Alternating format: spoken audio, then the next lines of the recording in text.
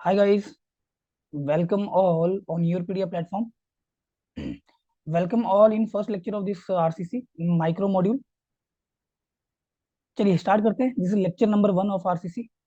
अब मैं यहाँ पे ना क्वेश्चन के साथ आया हूँ एंड और इसमें ना आपको थोड़ा सा मेरा होमवर्क भी दिखेगा क्योंकि मैंने जितने क्वेश्चन फ्रेम किए कोशिश करी है कि कोडल क्वेश्चन. ठीक है. और ऐसे क्वेश्चन जिसमें मैक्सिमम बच्चे फंसते हैं और डिफरेंट डिफरेंट ऑब्जेक्टिव्स की किताब में उनके आंसर अलग अलग दिए होते हैं. मैं बार बार बोलता हूँ ऑथेंटिक डाटा.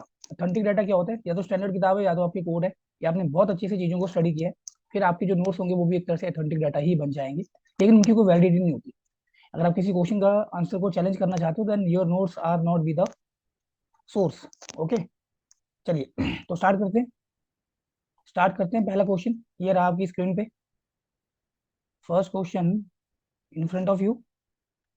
क्वेश्चन 1. ध्यान से पढ़ना, क्वेश्चन आराम से पढ़ना, कोई जल्दबाजी नहीं करनी. The modulus of rupture of concrete gives. Modulus of rupture of concrete gives. जो आप मॉडुलस ऑफ रप्चर निकालते हो ना, ये कंक्रीट का क्या बताता है? तो पहले तो आपको पता होना चाहिए कि मॉडुलस ऑफ रप्चर होता क्या है. ये जो मॉडुलस ऑफ रप्चर होता है, this is the tensile strength. ये क्या शो करता है? This is showing the tensile strength. अब किसका लिख रहे हो मॉडुलस ऑफ रप्चर? कंक्रीट का. तो टेंसाइल स्ट्रेंथ ऑफ कंक्रीट. अब क्वेश्चन ये उठता है कि जो टेंसाइल स्ट्रेंथ है वो क्या ये डायरेक्ट टेंसाइल स्ट्रेंथ है या इनडायरेक्ट टेंसाइल स्ट्रेंथ है? तो direct tensile strength of concrete को निकालने के लिए अभी हमारे पास कोई अपरेटस है ही नहीं. अभी ऐसा कोई अपरेटस इजाद ही नहीं हुआ है जिससे आप कंक्रीट की डायरेक्ट टेंसाइल स्ट्रेंथ निकाल पाओ. अभी हम जितने भी टेस्ट कर रहे हैं प्रैक्टिकली लैब के अंदर वो सारे के सारे इनडायरेक्ट टेंसाइल स्ट्रेंथ होते हैं. उसमें से हमारे पास जो टेस्ट यहाँ पे फ्रेम किया हुआ है वो है मॉडुलस ऑफ रप्चर का. उसे हम बोल रहे हैं modulus of, sorry, modulus of rupture. ठीक है जी. तो ये इनडायरेक्ट टेंसाइल स्ट्रेंथ के लिए टेस्ट होता है मॉडुलस ऑफ रप्चर का. जो कंक्रीट की बेंडिंग में कितना टेंसाइल स्ट्रेंथ है उसको निकाल रहा होता है एफसीआर.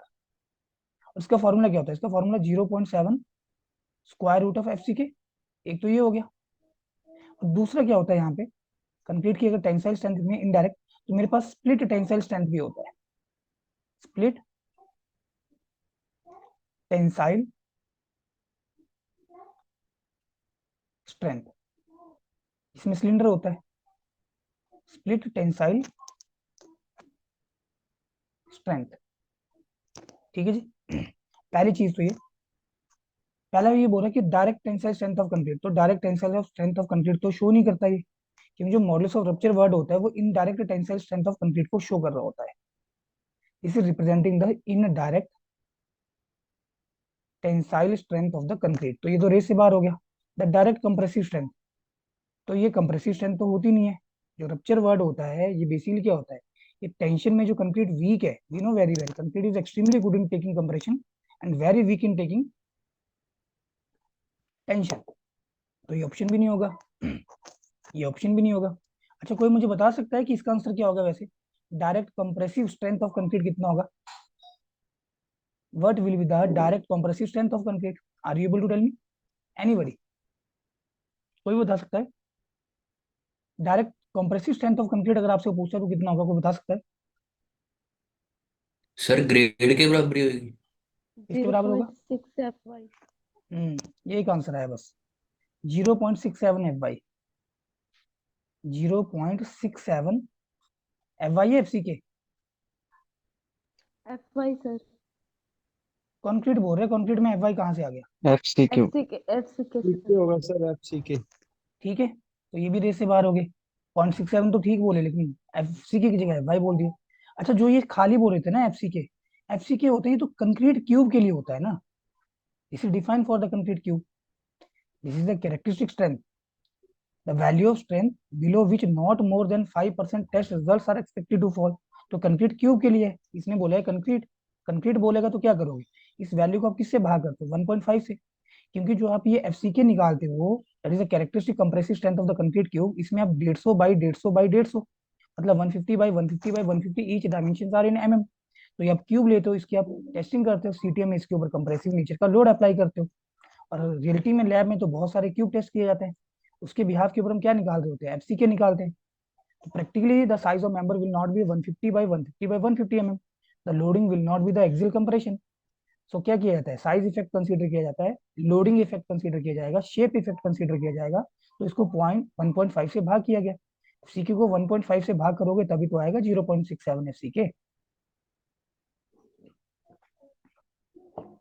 तो ये बनता है जनरली।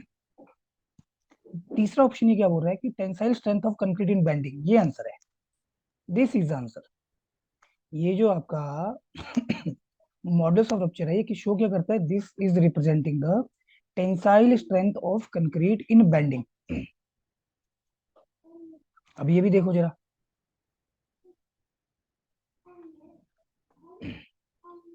मैं एक चीज आपको बोल देता हूँ, अगर आप जेके एसएसबी के प्रीवियस ईयर के क्वेश्चंस लगा लोगे ना जेई के, तो मुझे नहीं लगता कि आपकी स्टेट में कोई ऐसा क्वेश्चन होगा जो आपको परेशान करेगा, क्योंकि उसके जो क्वेश्चन है वो बहुत ही ज्यादा डेप्थ में पूछता है एग्जाम में। तो जैसे ये कोई बीम है मेरे पास, simply supported, let this simply supported, why I consider simply supported, because IS 516 में यही कंसीडर किया गया है। नीचे ये जो मेरा क्लॉज है, क्लॉज नंबर 8, ये आईएस 516 का है, इसको भी गो थ्रू करते हैं।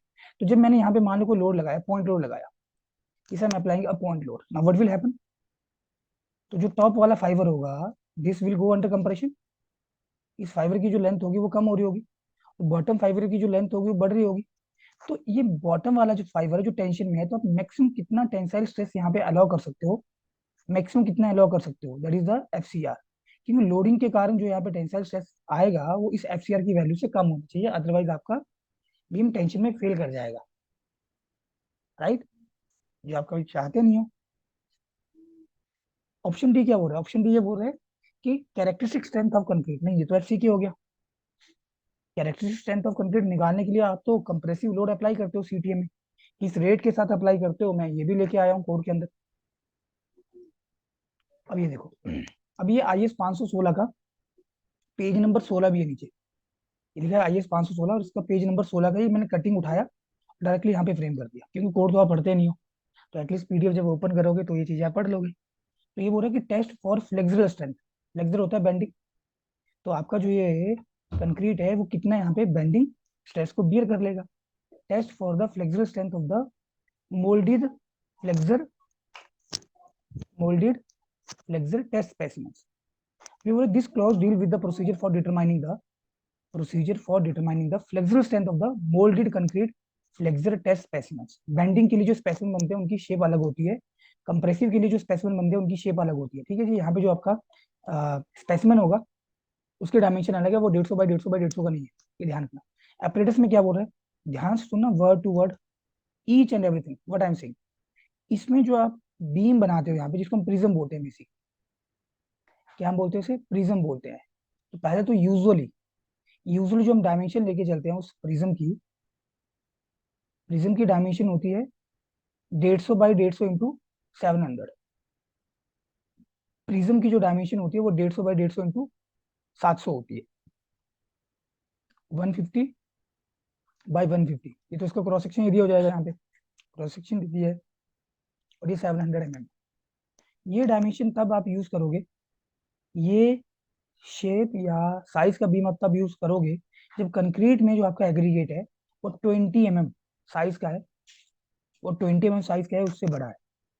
अगर एग्रीगेट का साइज 20 mm से कम होगा, उस केस में आपका ये जो 700 mm है ये शिफ्ट होके 600 mm बन जाएगा, 700 से 600 भी आ जाओगे, और ये जो 150 150 है ना ये 100 बन जाएगा, तो 10 सेंटीमीटर बन जाएगा। अब देखो इसके ऊपर आप लोडिंग अप्लाई करते हो, कैसे लोडिंग अप्लाई करते हैं,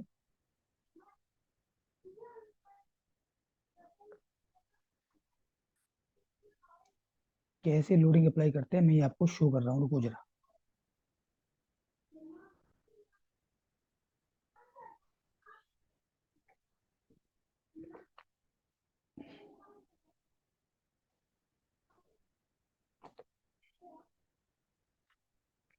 मैं आपको फिगर शो कर रहा हूँ कोड में, जस्ट होल्ड।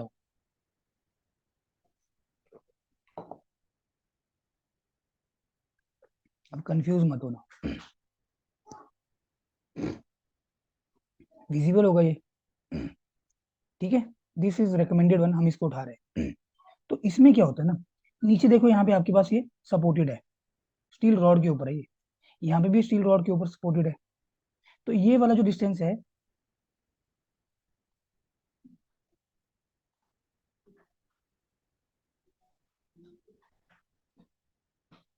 ये मुझे बताओ ना कितना दिख रहा है इधर, ये वाली वैल्यू कितनी दिख रही है? ये वाली क्या लिखा है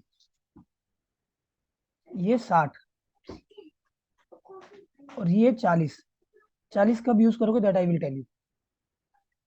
मैंने आपको बोला ये जो बीम होती है कितनी डायमेंशन की है, क्या डायमेंशन है इसकी? इसकी जो लेंथ है वो कितनी है? 700। इस बीम की जो लेंथ है वो कितनी है? 700। 70 सेंटीमीटर बोल दो चाहे, 70 सेंटीमीटर। इसकी जो हाइट है वो कितनी है? 150 mm। ठीक है जी, मतलब 15 सेंटीमीटर लिख दो यहाँ पे। अब ये जो आपने सपोर्ट यहाँ पे दिया ना, ये जो आपने सपोर्ट यहाँ पे दिया, ये डिस्टेंसेस 5 सेंटीमीटर ये है, मतलब 50 mm। 5 सेंटीमीटर ये मतलब 50 mm। तो 70 में से 10 सेंटीमीटर घटा दो, कितना बचेगा? 60 सेंटीमीटर बचा। ये आ गया वो 60 सेंटीमीटर। ठीक है जी, आ गया 60 सेंटीमीटर। अब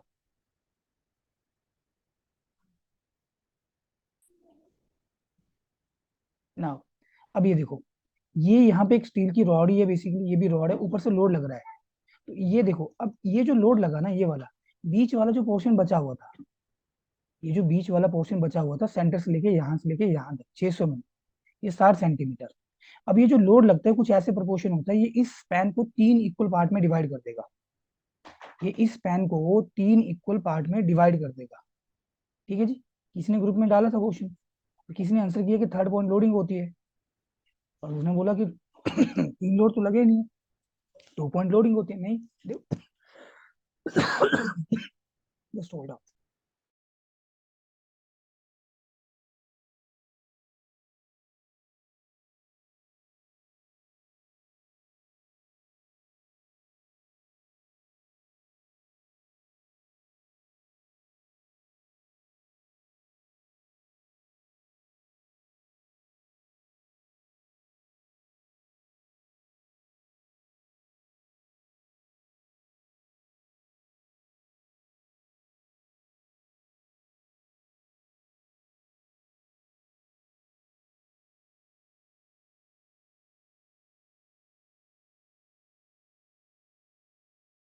ओके, देखो उसे, अब ये पोर्शन कितना है?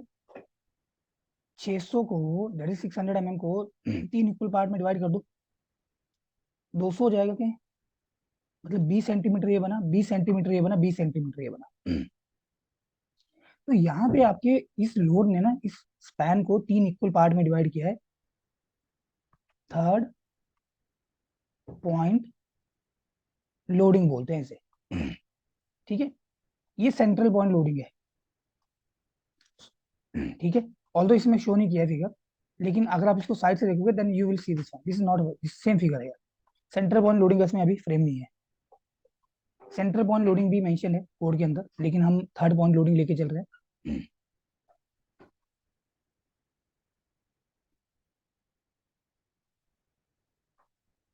यही पॉइंट मैंने आपके वहां शो किया है, सेम पॉइंट। अब मैं पहले आपको बता देता हूँ, ये लो, ये देखो जरा, साइज ऑफ स्पेसिमेन। जो आप ये फ्लेक्सुरल स्ट्रेंथ ऑफ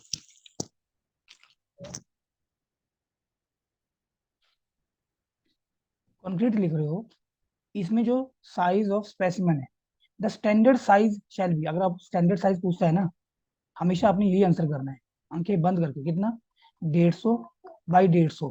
ये तो क्रॉस सेक्शन हो जाएगा इसका, 150 बाई 150। लेंथ कितनी? 700 mm। यहाँ सेंटीमीटर में दिया हुआ है। ये बोल रहे कि if largest nominal size of aggregate does not exceed 19 mm। अगर एग्रीगेट का साइज 19 mm, 20 नहीं, एग्जैक्ट चलना 19 mm, 19 mm से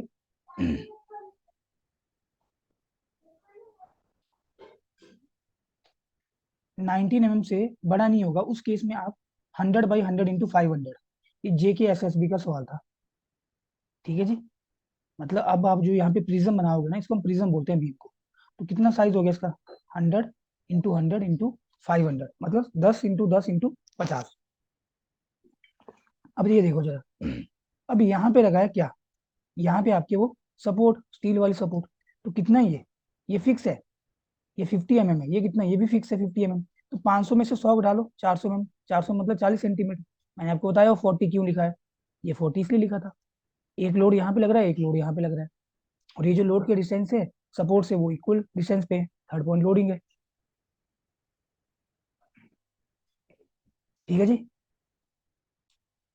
क्लियर है इतना। अब आता हूँ मैं क्वेश्चन के ऊपर, अब आ रहा हूँ मैं क्वेश्चन वाले पार्ट के ऊपर।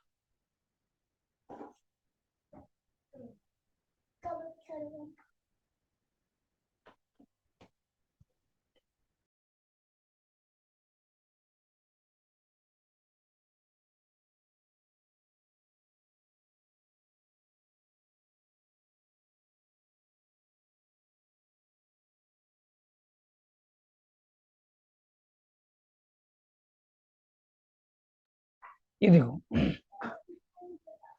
अब इस पे जो लोड लगता है ना, ध्यान सुनना, ये क्वेश्चन ऐसे होंगे, मुझे नहीं लगता इसके अगर आउट ऑफ 100 4 या 5% बच्चे होंगे जो इनका आंसर कर पाएंगे। The permissible error should not be greater then, जो परमिसिबल एरर है ना किसमें, ये 0.5% प्लस माइनस 0.5% से ज्यादा नहीं चाहिए, किसमें, अप्लाइड लोड में।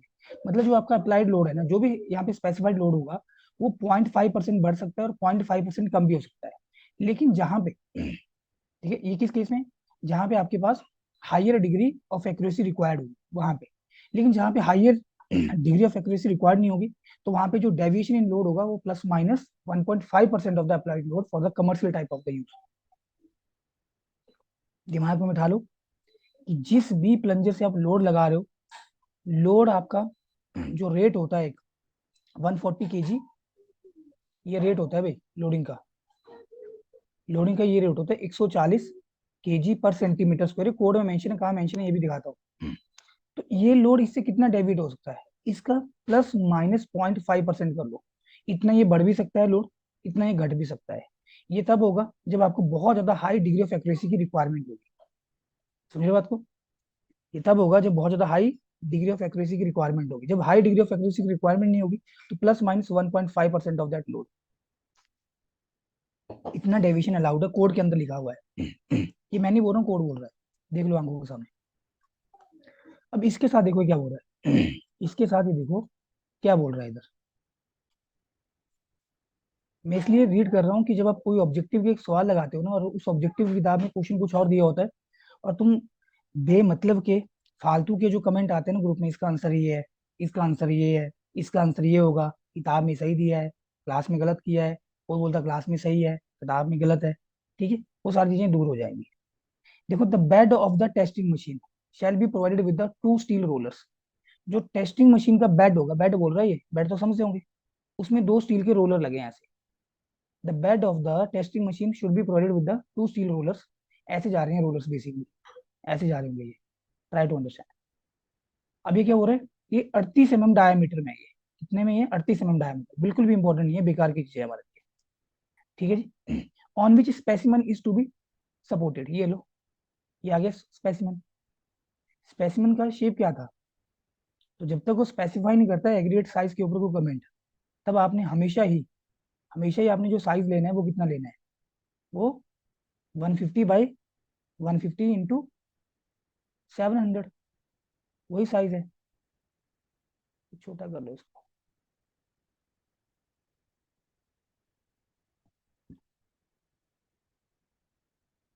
ये लो।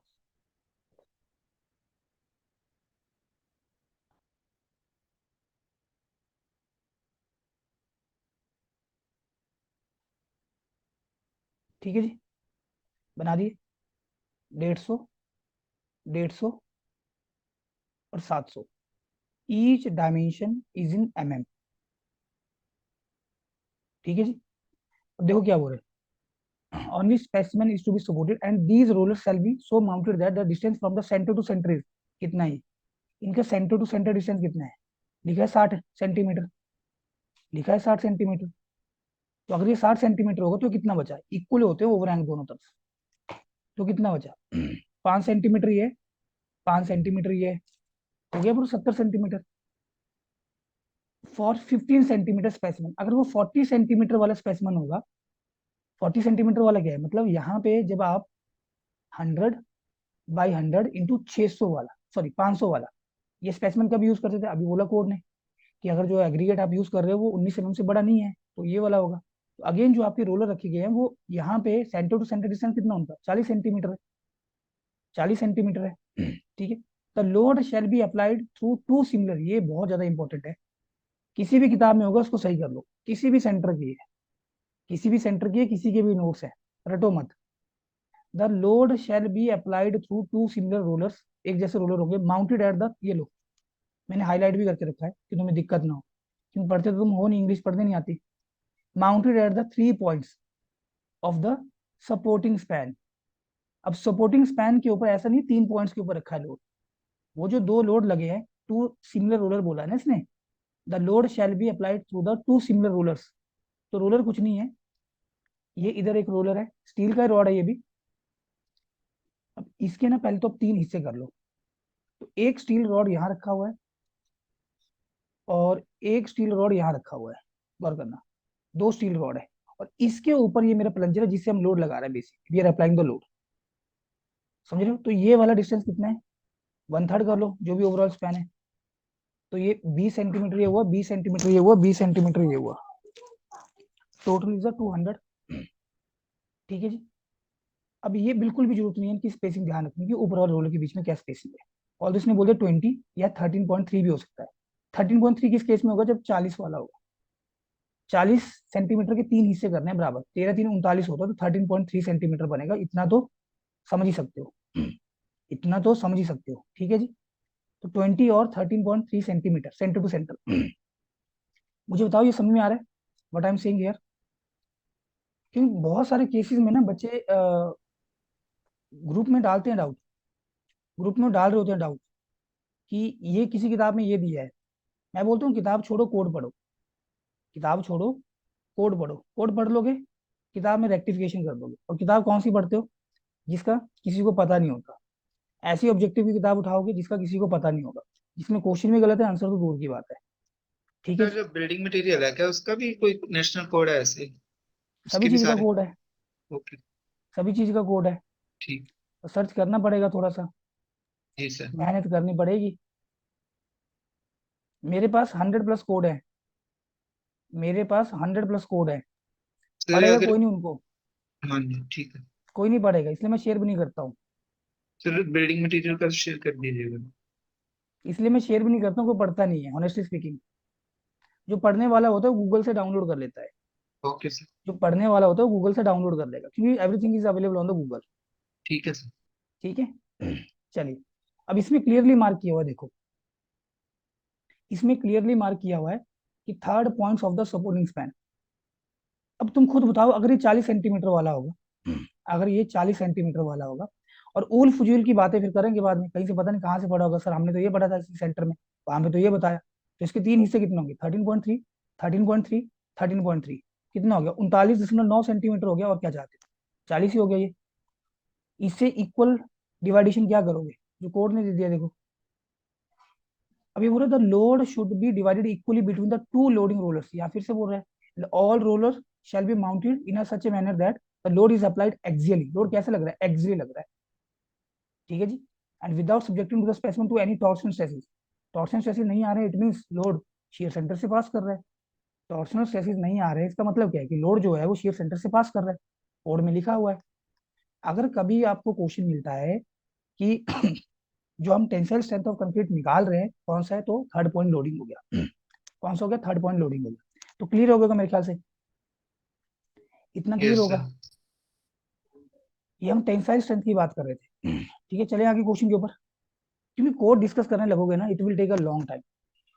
ठीक है, इसलिए मैंने कुछ जो जी सर। क्रक्स हैं कोड के वो उठाए हैं, क्वेश्चन के साथ प्लेस कर दिए, और कोशिश किया कि उस क्वेश्चन से जो डिफरेंट टाइप के और क्वेश्चन जनरेट हो सकते हैं वो पेपर में हिट कर सको। ठीक है, वो पेपर में हिट कर, इसलिए मैंने पूछा है, इसलिए मैंने यही पूछा कि जिस बच्चे ने कमेंट डाला था कि क्वेश्चन का आंसर गलत है तो सही आंसर डाला करो, I just want to know किस क्वेश्चन का आंसर उनको गलत लगा है, so I will check that one.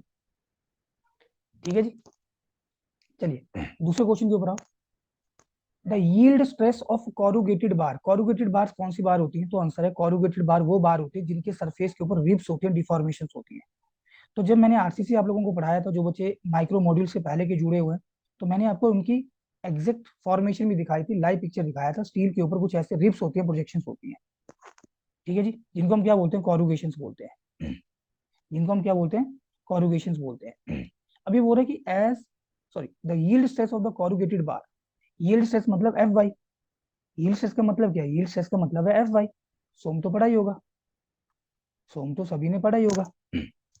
अब यील्ड स्ट्रेस किस तरह का स्ट्रेस, यील्ड स्ट्रेस स्ट्रेस की वो वैल्यू, यील्ड स्ट्रेस स्ट्रेस की वो वैल्यू जिसपे मटेरियल बहुत ज्यादा डिफॉर्मेशन शो करता है। यील्ड स्ट्रेस स्ट्रेस की वो वैल्यू जिसपे मटेरियल बहुत ज्यादा डिफॉर्मेशन शो करता है, that is the yield stress. Clear है बात ये। अब ये बोले कि yield stress of the corrugated bar as compare to an ordinary mild steel bar is near.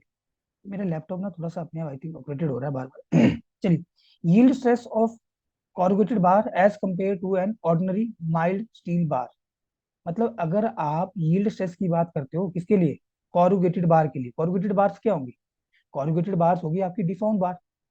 Corrugated बार को क्या बोलते हैं आप, डिफॉर्म्ड बार्स। और मैं आपको बता दूं नॉलेज के लिए, आज की डेट में आप h y h d bar use नहीं करते हो। We are not using the h y h d bar, no, big no. ये पहले था, अब ये आउटडेटेड है। तो आप क्या यूज कर रहे हैं सर, अगर इसे यूज नहीं कर रहे हैं तो आप क्या यूज कर रहे हैं, स्क्रीन शो नहीं हो रही, मेरे ख्याल से अब हो रही होगी, ये पहले वाला कमेंट होगा ना। चलिए, तो अब हम यूज करते हैं, जैसे टीएमटी हो गया, थर्मोमैकेनिकली ट्रीटेड स्टील बार हो गया, और कोरोजन रेजिस्टेंट स्टील बार हो गया। ठीक है, चेक कर सकते हो इनके बारे में प्रॉपर्टीज। तो ये बोल रहे हैं कि जो आपकी कॉरुगेटेड बार्स होती हैं as compare to ordinary mild steel bar, जिनके सरफेस के ऊपर रिप्स नहीं होती, ऐसा स्टील जिसके सरफेस के ऊपर रिप्स नहीं होगी, that is the mild steel.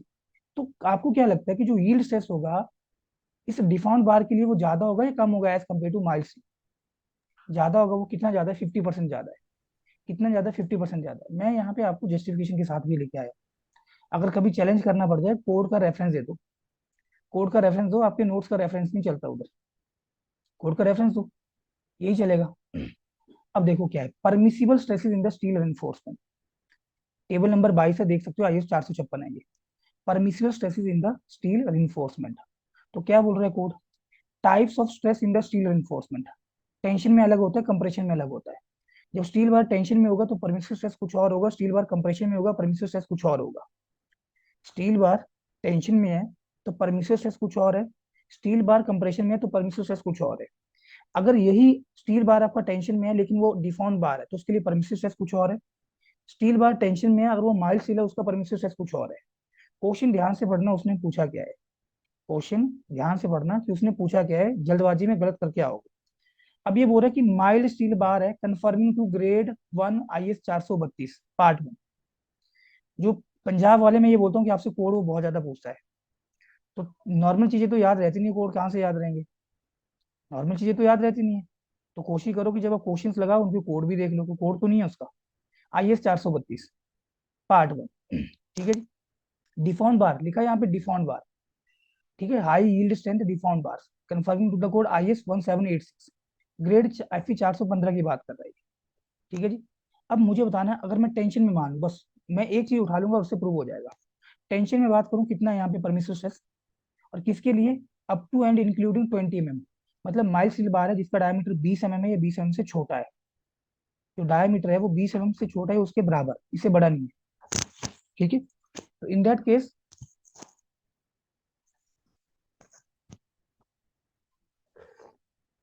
In that case कितना है permissible stress, 140, 140 what, this is in newton per M square. ये देखो ऊपर लिखा है, मेगा पास्कल हो गया। अब medium tensile steel conforming to IS 432 part 1, ये मीडियम टेंसाइल है। ये आ जाओ डिफॉर्म बार के ऊपर, क्वेश्चन तो डिफॉर्म बार के ऊपर है, कंपैरिजन तो इसको और इसका बोला है इसने।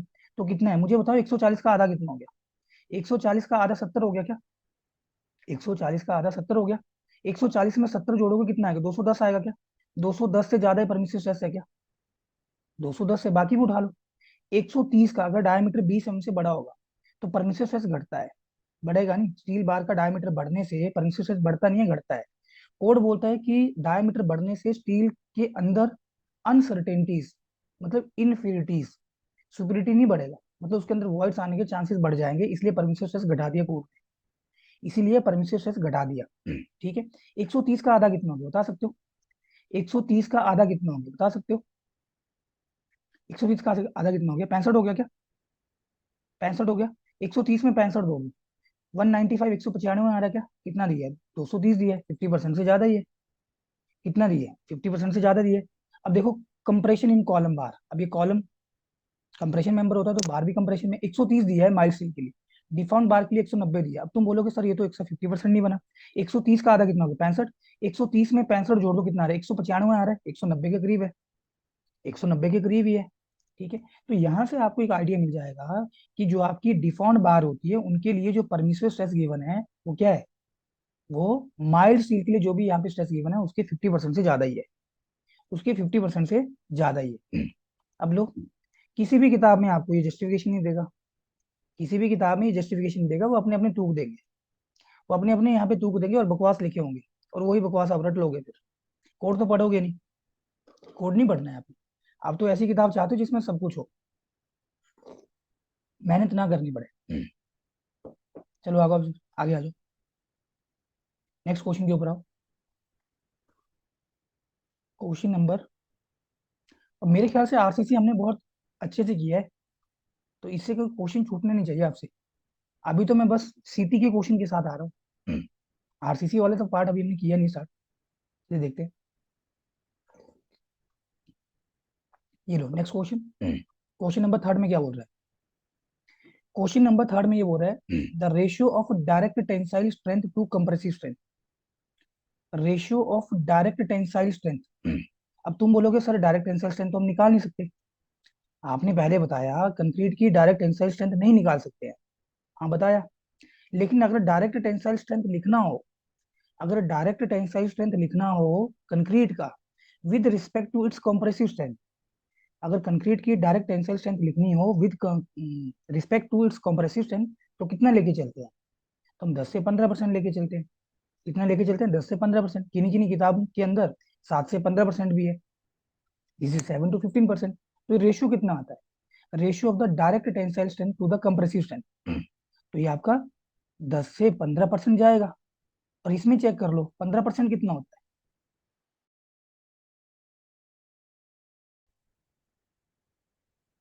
मेरे ख्याल से वीडियो लैग हो रहा है, let me see my internet. Internet बंद हो गया।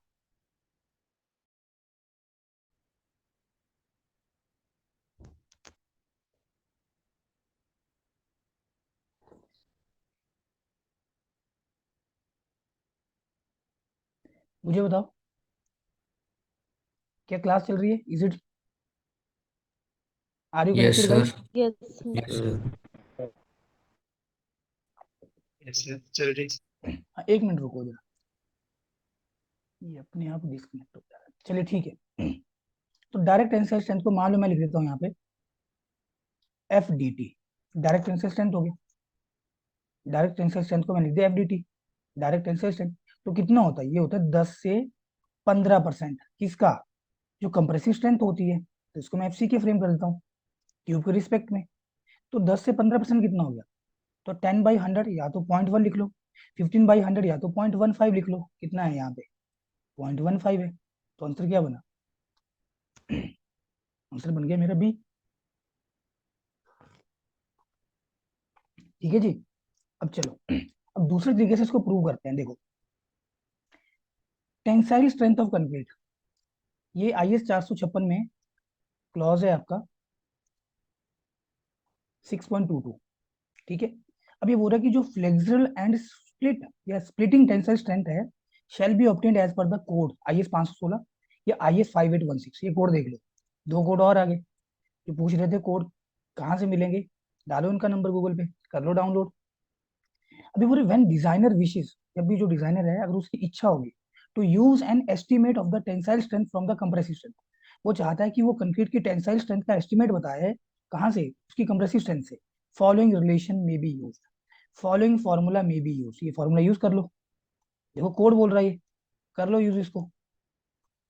ठीक है, अब क्या है इसका फॉर्मूला? इसका फॉर्मूला यहाँ पे 0.7 square root of F C k, numerical भी आता है इस फॉर्मूले के ऊपर। इसको अब क्या बोलते हैं? इसको आप फ्लेक्सिबल टेंसाइल स्ट्रेंथ, या यही फॉर्मूला बच्चे जो मॉडुलस ऑफ रप्चर भी कहलाता है। Modulus of rupture. एफसीके देखो क्या बोल रहा है। एफसीके बहुत सारी किताब में लिखा हुआ है, FCK characteristic compressive strength of concrete, बिल्कुल गलत है। क्या है कोड, देखो क्या बोल रहा है, कैरेक्टरिस्टिक क्यूब, किसकी, क्यूब की, characteristic cube compressive strength of concrete. मतलब जो आपने कंक्रीट का क्यूब बनाया, उसकी ये कैरेक्टरिस्टिक स्ट्रेंथ को शो करता है एट 28 डेज, जो इन मेगा पास्कल है, न्यूटन पर स्क्वायर के अंदर। अब सेम एग्जांपल मैंने उठा लिया यहाँ पे M25 grade concrete. M show करता है मिक्स को। एम क्या शो करता है, एम तो बताता है कि ये मिक्स है। एम का मतलब होता है मिक्स। अब ये मत बोलना कि एम डिजाइन मिक्स बोलता है, ये मत बोल देना कि एम डिजाइन मिक्स होता है, 25 को देख के कहीं इसको डिजाइन मिक्स बोल दो। अगर ये M15 होता तो डिजाइन मिक्स है ये, नहीं, फिर ये डिजाइन मिक्स नहीं है, फिर क्या था ये, फिर नॉमिनल मिक्स है ये। तो एम का मतलब है सिंपल मिक्स। और देखो मैं आपको रियलिटी में बोल रहा हूँ, बहुत सारी अगेन ऐसी बुक्स होंगी जिसमें एम को डिजाइन मिक्स लिखा होगा, कि जो एम है वो डिजाइन मिक्स है। पीछे वाला नंबर उसका स्टेटमेंट उसने सही डाल दिया कि वो characteristic compressive strength of cube है एट 28 डेज इन न्यूटन पर स्क्वायर, लेकिन आगे उसने गलत कर दिया। तो एम का मतलब है मिक्स। अब मैंने यहाँ पे एफ सी के 25 मान लिया। अब अगर तुम इस फॉर्मूले में पुट करोगे ना, कि जो मेरी दिस फ्लेक्सिबल टेंसाइल स्ट्रेंथ है या जो मॉडुलस ऑफ रप्चर है, तो 0.7 स्क्वायर रूट ऑफ 25। 25 का रूट कितना हो गया, 5। मैंने इसलिए 25 कंसीडर किया कि इसको सॉल्व करना आसान हो जाएगा। 5 इंटू 0.7 करोगे 3.5 एमपी आएगा। अब मुझे एक चीज बताओ, इस 25 का तुम 10 से 15% कर दो। 25 का 10% कितना होगा, 2.5। 25 का 15% कितना होगा बताना जरा, 15 5 75, 15 2 30 और 7 37, 3.75। तो क्या ये जो वैल्यू आ रही है, क्या ये जो वैल्यू आ रही है वो 10 से 15% के बीच में आ रही है क्या? 2.5 से बड़ी है और 3.75 से छोटी है। ये जो वैल्यू आया, क्या ये 2.5 से बड़ा है, 3.5 बड़ा है? क्या ये 3.75 से छोटा है? छोटा है। ये तो बोल ही सकता हूँ मैं कि छोटा है, दिख रहा है वो सामने। ठीक है, तो ये चीज ध्यान रखना आपने। ऐसा नहीं है कि ये सिर्फ डाटा गिवन है, बढ़ भी सकती है, नहीं बढ़ती नहीं है कभी। नेक्स्ट आ जाओ, क्वेश्चन नंबर 4 पे आओ। Now what question number 4 is saying here, compared to mild steel plain bars, compare to mild steel plain bars, इसका कोड जरूर देखें। माइल्ड स्टील प्लेन बार का कोड जरूर देखें। जो हमने स्टील स्ट्रक्चर के क्वेश्चन लगाए, मैंने आपको उधर भी बताया था। और दो कोर्स में कोई भी यहाँ पे इंट्रोडक्शन टू स्टील नहीं लिखा हुआ है। आपका जो यहाँ पे सिलेबस गिवन है प्री ट्रिपल एस बी के द्वारा, उसमें कोई भी यहाँ पे इंट्रोडक्शन ऑफ स्टील नहीं लिखा हुआ है स्टील स्ट्रक्चर के अंदर। लिखा होता तो हम different types of grade of steel भी पढ़ रहे होते। लेकिन आप अपनी नॉलेज के लिए जरूर देखें, क्योंकि कई बार क्या होता है सिलेबस मेंशन नहीं होता और चीजें यहाँ जाती है अंदर। ठीक है, तो वहां पे फिर आप ये नहीं बोल सकते थे, नहीं बोल सकते हो, अभी तो पेपर हुआ है नहीं, कि सर ये तो सिलेबस में मेंशन नहीं था। एक आधा सवाल आपको हर एग्जाम में देखने को मिलता है। तो compare to mild steel plain bars, mild steel plain bars, high yield strength deformed bar. अगर आप माइल्ड स्टील प्लेन बार को high yield strength deformed bar के साथ कंपेयर करते हो, तो ये बोला कि जो माइल्ड स्टील प्लेन बार्स होती हैं, they are less ductile, more strong, more ductile, less strong, more ductile and strong, या नन। कंपेयर टू नहीं, ये बोल रहा है कि आपने हाई यील्ड, थोड़ा सा स्टेटमेंट ध्यान से पढ़ो, देखो मेरे से भी गलती हुआ। High yield strength deformed bars, इनकी बात किया जा रहा है। देखो स्टार्टिंग में लिखे कंपेयर टू, अगर आप माइल्ड स्टील प्लेन बार के साथ कंपेयर करते हो, किसका, high yield strength deformed bar का, तो मुझे बताना क्या इनकी डक्टिलिटी ज्यादा होगी या कम होगी? इनकी जो डक्टिलिटी होगी वो कम होगी या ज्यादा होगी? इस डिफॉर्म्ड बार की स्ट्रेंथ कम होगी कि ज्यादा होगी? स्ट्रेंथ तो पीछे देख डक्टिलिटी लिया, कम होगी। डक्टिलिटी कम होगी, स्ट्रेंथ क्या होगी? ज्यादा। स्ट्रेंथ ज्यादा होगी। अब मुझे बताओ किसमें कार्बन कंटेंट कम होगा? माइल्ड स्टील में कार्बन कंटेंट कम है, सी फॉर कार्बन, Yes, sir. या हाई यील्ड स्ट्रेंथ डिफॉर्म्ड बार में कार्बन कम है? Mild steel mild metals. Steel में कम इसमें है। कार्बन कम है, और इसमें कार्बन क्या है, इसमें कार्बन ज्यादा है। Yes, sir. कितना कार्बन का परसेंटेज होता है माइल्ड स्टील में? कोई भी आंसर कर सकता है, कोई भी आंसर कर सकता है। ये ओपन टेंडर है, कोई भी इसको भर सकता है। 0.15 के approximately. कितना होता है, को बता सकता है कि माइल्ड स्टील में कार्बन कितना होता है? कोई तो आंसर करो। चलिए कोई बात नहीं, तो पहले तो मैं क्वेश्चन के ऊपर आता हूँ। माइल्ड स्टील के अंदर जो कार्बन का कंटेंट होता है 0.23, 0.23 what, 0.23% of what, of weight of steel rod, जो भी स्टील बार होगी उसका जो भी वेट होगा उसका 0.23% कर लो। और तो एक रेंज गिवन है, 0.1 से लेके 0.23%, अगर कार्बन होगा तो माइल्ड स्टील है वो। 0.23 से लेके 0.6% होगा तो वो आपकी मीडियम कार्बन स्टील होता है। अगर वो 0.6 से लेके 1.1% होगा कार्बन का परसेंटेज, तो वो आपका हाई कार्बन स्टील होता है। ठीक है जी। तो बच्चे, कार्बन के बढ़ने से क्या होता है? डक्टिलिटी घटती है, स्ट्रेंथ बढ़ती है, ब्रिटलनेस बढ़ती है। डू यू नो और नॉट इन फ्रॉम द सोम? अगर कार्बन कंटेंट बढ़ता है, व्हाट विल हैपन? डक्टिलिटी घटेगी, स्ट्रेंथ बढ़ेगी। स्ट्रेंथ मतलब यील्ड स्ट्रेंथ बढ़ेगा, अल्टीमेट स्ट्रेंथ बढ़ेगा, ब्रिटलनेस बढ़ेगा, हार्डनेस बढ़ेगा। और इसके कॉन्ट्रेरी जो डक्टिलिटी और टफनेस होती है, डक्टिलिटी और टफनेस ये दोनों वैल्यू घटती है। इसीलिए हाई कार्बन स्टील में डक्टिलिटी को मेंटेन करने के लिए मार्केट में ये स्टील है, Fe500D, Fe550D। अब तो मार्केट में Fe600 ग्रेड भी आ चुका है। समझ लो, D stand for the ductility. D का मतलब क्या है? ये डी का मतलब होता है डक्टिलिटी। अगर तुम कार्बन की परसेंटेज बढ़ाते हो तो डक्टिलिटी यहाँ पे क्या होती है? घटती है। और अगर तुम्हें स्टील को वेल्ड भी करना होगा तो इशू आएगा, फिर वेल्डिंग नहीं कर सकते हो। तो इन दैट केस ये मेटलर्जी ऑफ स्टील का पार्ट है, हमें इसमें नहीं जाना, लेकिन डी का मतलब है डक्टिलिटी। ठीक है जी।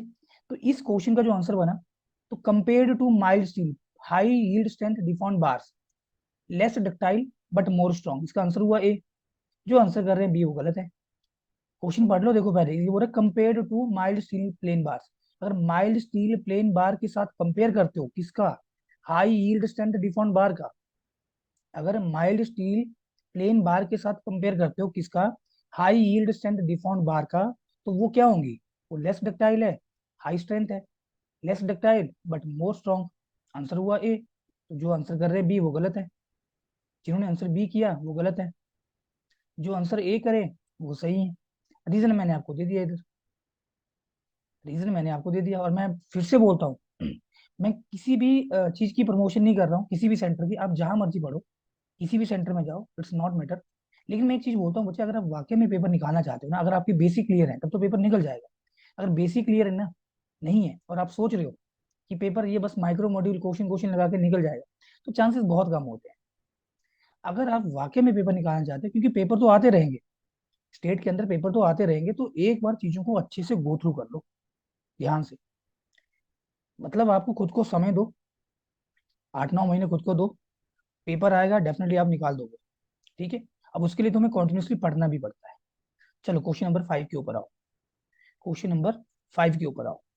द रेशियो ऑफ 7 डेज, ये बोल रहे हैं 7 दिन की और 28 दिन की cube strength is, cube strength is. ठीक है जी। अब क्यूब क्यूब लिख दिया इसने, तो मैं क्यूब हटा देता हूँ। कि तुम बोलो सर ये 2 बार क्यूब बोल दिया, इसका क्या मतलब हो गया? ठीक है, तो एक ही क्यूब है। अब जो 7 डे स्ट्रेंथ होती है ना, कितनी मिलती है हमें 7 डे स्ट्रेंथ? 7 डेज स्ट्रेंथ, कौन सी स्ट्रेंथ? Compressive strength. तो कोड बोलता है कि 2/3 होनी चाहिए, two third yes of sir. The 28 day strength. 28 पे हम क्या बोलते हैं? 28 पे हम लेके चलते हैं कि 100% स्ट्रेंथ मिल जाएगा एफसी के। 100% स्ट्रेंथ मिले, क्यू स्ट्रेंथ की बात करें, क्यू स्ट्रेंथ क्या लिखोगे आप? एफसी के बोल दोगे। तो अगर ये 7 डेज का स्ट्रेंथ 2/3 है, इसका 28 डेज का स्ट्रेंथ, ये 28 दिन का स्ट्रेंथ होता है, इसे 28 days compressive strength. Compressive strength कुछ नहीं है, जैसे ये मेरा कंक्रीट का क्यूब है 150 बाई 150 का, तो जब आपने इसको कास्ट किया और 28 दिन बाद जब आप इसकी टेस्टिंग कर रहे हो सीटीएम में, केयर शुड बी टेकन, जो साइड, ध्यान सुनना, जो साइड मोल्ड के कांटेक्ट में होगी उसी साइड के ऊपर लोडिंग लगेगी सीटीएम। जो साइड मोल्ड के कांटेक्ट में होगी उसी साइड के ऊपर लोडिंग लगेगी सीटीएम में। जब मैंने आरसीसी पढ़ाया था उसमें मोल्ड भी दिखाया था। क्योंकि जब आप बच्चे ऊपर से यहाँ से मान लो पोरिंग कर रहे हो, तो आप यहाँ से टैंपिंग करते हो, और कितने नंबर ऑफ ब्लोज देते हो? नंबर ऑफ ब्लोज कितने, को बता सकता है? शाबाश, नंबर ऑफ ब्लोज बताओ। 35 निचले 35 25 या सर। 25? 25। 35 होने 35। 35 35 या 25 है? 35 25। 25 चलिए ठीक है, जो बोल रहे हैं 25, जो बोल रहे हैं 25 वो गलत बोल रहे हैं, और जो बोल रहे हैं 35 वो सही बोल रहे हैं। उस वक्त मैंने कोड दिखाया था, अब भी कोड दिखाऊंगा, घबराओ मत। तब भी कोड दिखाया था, अब भी कोड दिखाऊंगा, लेकिन तब कोड दिखाने के बाद अब याद ना रहा। अब तो पेपर भी नजदीक आ रहा है, फिर से कोड दिखाऊंगा फिर से भूल जाओगे। ठीक है, 35 ब्लोज दिए जाते हैं, इसको 3 लेयर में फिल किया जाएगा। Each and everything is written in the IAS code. IAS 454 मत देखना, वो कोई टेस्टिंग का कोड नहीं है। बच्चे क्या करते हैं, आईएएस 454 देखते हैं और बोलते हैं सर आपने जो बताया वो हम नहीं पाए, आपने जो जो बताया वो कोड पे नहीं पाया। तो मैं बोलता हूँ कौन से कोड देखे हो, बोलते हैं आईएएस 456, जो मैं बताया नहीं होता हूँ। वो सुनते नहीं है ध्यान से, मैं बोल रहा हूँ आईएएस 516 के अंदर इस कोड में लिखा है, और ये कोड मैं आपको दिखाता हूँ। तो 35 ब्लोज दिए जाते हैं पर लेयर के ऊपर, उसको 3 लेयर में फिल किया जाएगा। अब तुम बोलोगे सर हमने तो 25 ही पढ़ा है, किस केस में 25 ब्लोज दोगे वो मैं आपको बताऊंगा, I will tell you later. ठीक है, तो ये कितना आ गया, 2/3 कितना होता है मुझे बताओ, 2/3 कितना हो गया, 0.67 हो गया, 0.67 0.6 के साथ चलो, दिस विल द आंसर। अब इसको जब आप 3 लेयर में फिल करते हो ना, फिर सीटीएम से ऊपर आप लोडिंग अप्लाई करते हो, कंप्रेशन टेस्टिंग मशीन में प्लंजर होता है जिससे आप कंप्रेसिव लोड अप्लाई करते हो, यूनिएक्सियल कंप्रेशन होता है, जिस भी लोड पे ये टूट फूट रहा है उस लोड को मेजर कर लो, इसका एरिया तुम्हें बताता है 150/150, तो लोड अपॉन एरिया आपको स्ट्रेस मिल जाता है, वो लोड अपॉन एरिया वो आपको स्ट्रेस मिल जाता है। ठीक है जी, 35 ब्लोज। देखो मनिंदर ने यहाँ पे पूरा जस्टिफिकेशन दे दिया कि 35 ब्लोज है 150/150/150 क्यूब के लिए, और 20 है, 20 नहीं होते, 20 नहीं होंगे, 25 होंगे। 25 लिखा है सर, 25 लिखा। ठीक है 25 लिखा है, अच्छा नीचे 25 कर दो करेक्ट करके, 25। सिलेंडर के लिए पूछ सकता है आपसे, सिलेंडर के लिए उसने पूछी है कि नंबर ऑफ ब्लो कितने दोगे, क्योंकि हम सिलेंडर भी टेस्ट करते हैं, ऑल तो इंडिया में नहीं करते लेकिन वो क्वेश्चन तो डाल सकता है। बहुत सारी ऐसी चीजें हैं जो हम नहीं करते हैं, जो हमने छोड़ दी है, लेकिन क्वेश्चन तो वो डालता है, फिर फंस जाओगे। फिर सोचोगे 35 है कि 25 है, तो ना तो आंसर 35 होगा ना तो 25 होगा, ना तो आंसर 35 होगा ना तो 25 होगा, आंसर क्या होगा ये मैं कोड दिखाता हूँ, फिर देखते हैं। ठीक है जी, तो पांचवें क्वेश्चन का जो आंसर हो गया वो बी हो गया। ये आ जाओ, ये आ जाओ क्वेश्चन नंबर 6 के ऊपर। क्वेश्चन नंबर 6 के ऊपर आ जाओ, पहले मैं नीचे कोडल वाला जो स्टेटमेंट है उसको छिपा देता हूँ, नहीं तो आप उसी को पढ़ोगे, दिमाग तो लगाओगे नहीं फिर, क्यों लगाना दिमाग जब आंसर मिल गया नीचे। Question number 6, compare to 15 centimetre cube strength, 15 centimetre वाला अगर मैं क्यूब कंसीडर करूं और उसकी स्ट्रेंथ लिखूं, कौन सी स्ट्रेंथ, हमेशा कंप्रेसिव स्ट्रेंथ, जब तक वो बोलेगा नहीं, जब तक सवाल के अंदर लिखा नहीं होगा टेंसाइल स्ट्रेंथ अपनी मर्जी से नहीं मानना है। अगर सिंपल वो स्ट्रेंथ बोल रहा है क्यूब की तो ऑलवेज कंप्रेसिव स्ट्रेंथ, सिंपल वो स्ट्रेंथ बोल रहा है क्यूब की ऑलवेज कंप्रेसिव स्ट्रेंथ। तो 15 सेंटीमीटर वाला ये लो, ये जो मेरा रेड वाला क्यूब है ये 150/150/150 वाला है, ये जो मेरा रेड वाला जो क्यूब है ये 150/150/150 वाला है। ठीक है जी, तो this is 150, this is 150, this is 150। ठीक है, ये क्यूब है। हाँ आंसर कर दियो, ठीक है, लेकिन कुछ बच्चे ऐसे होंगे जिनको मुझे आंसर देना है, तो चलिए।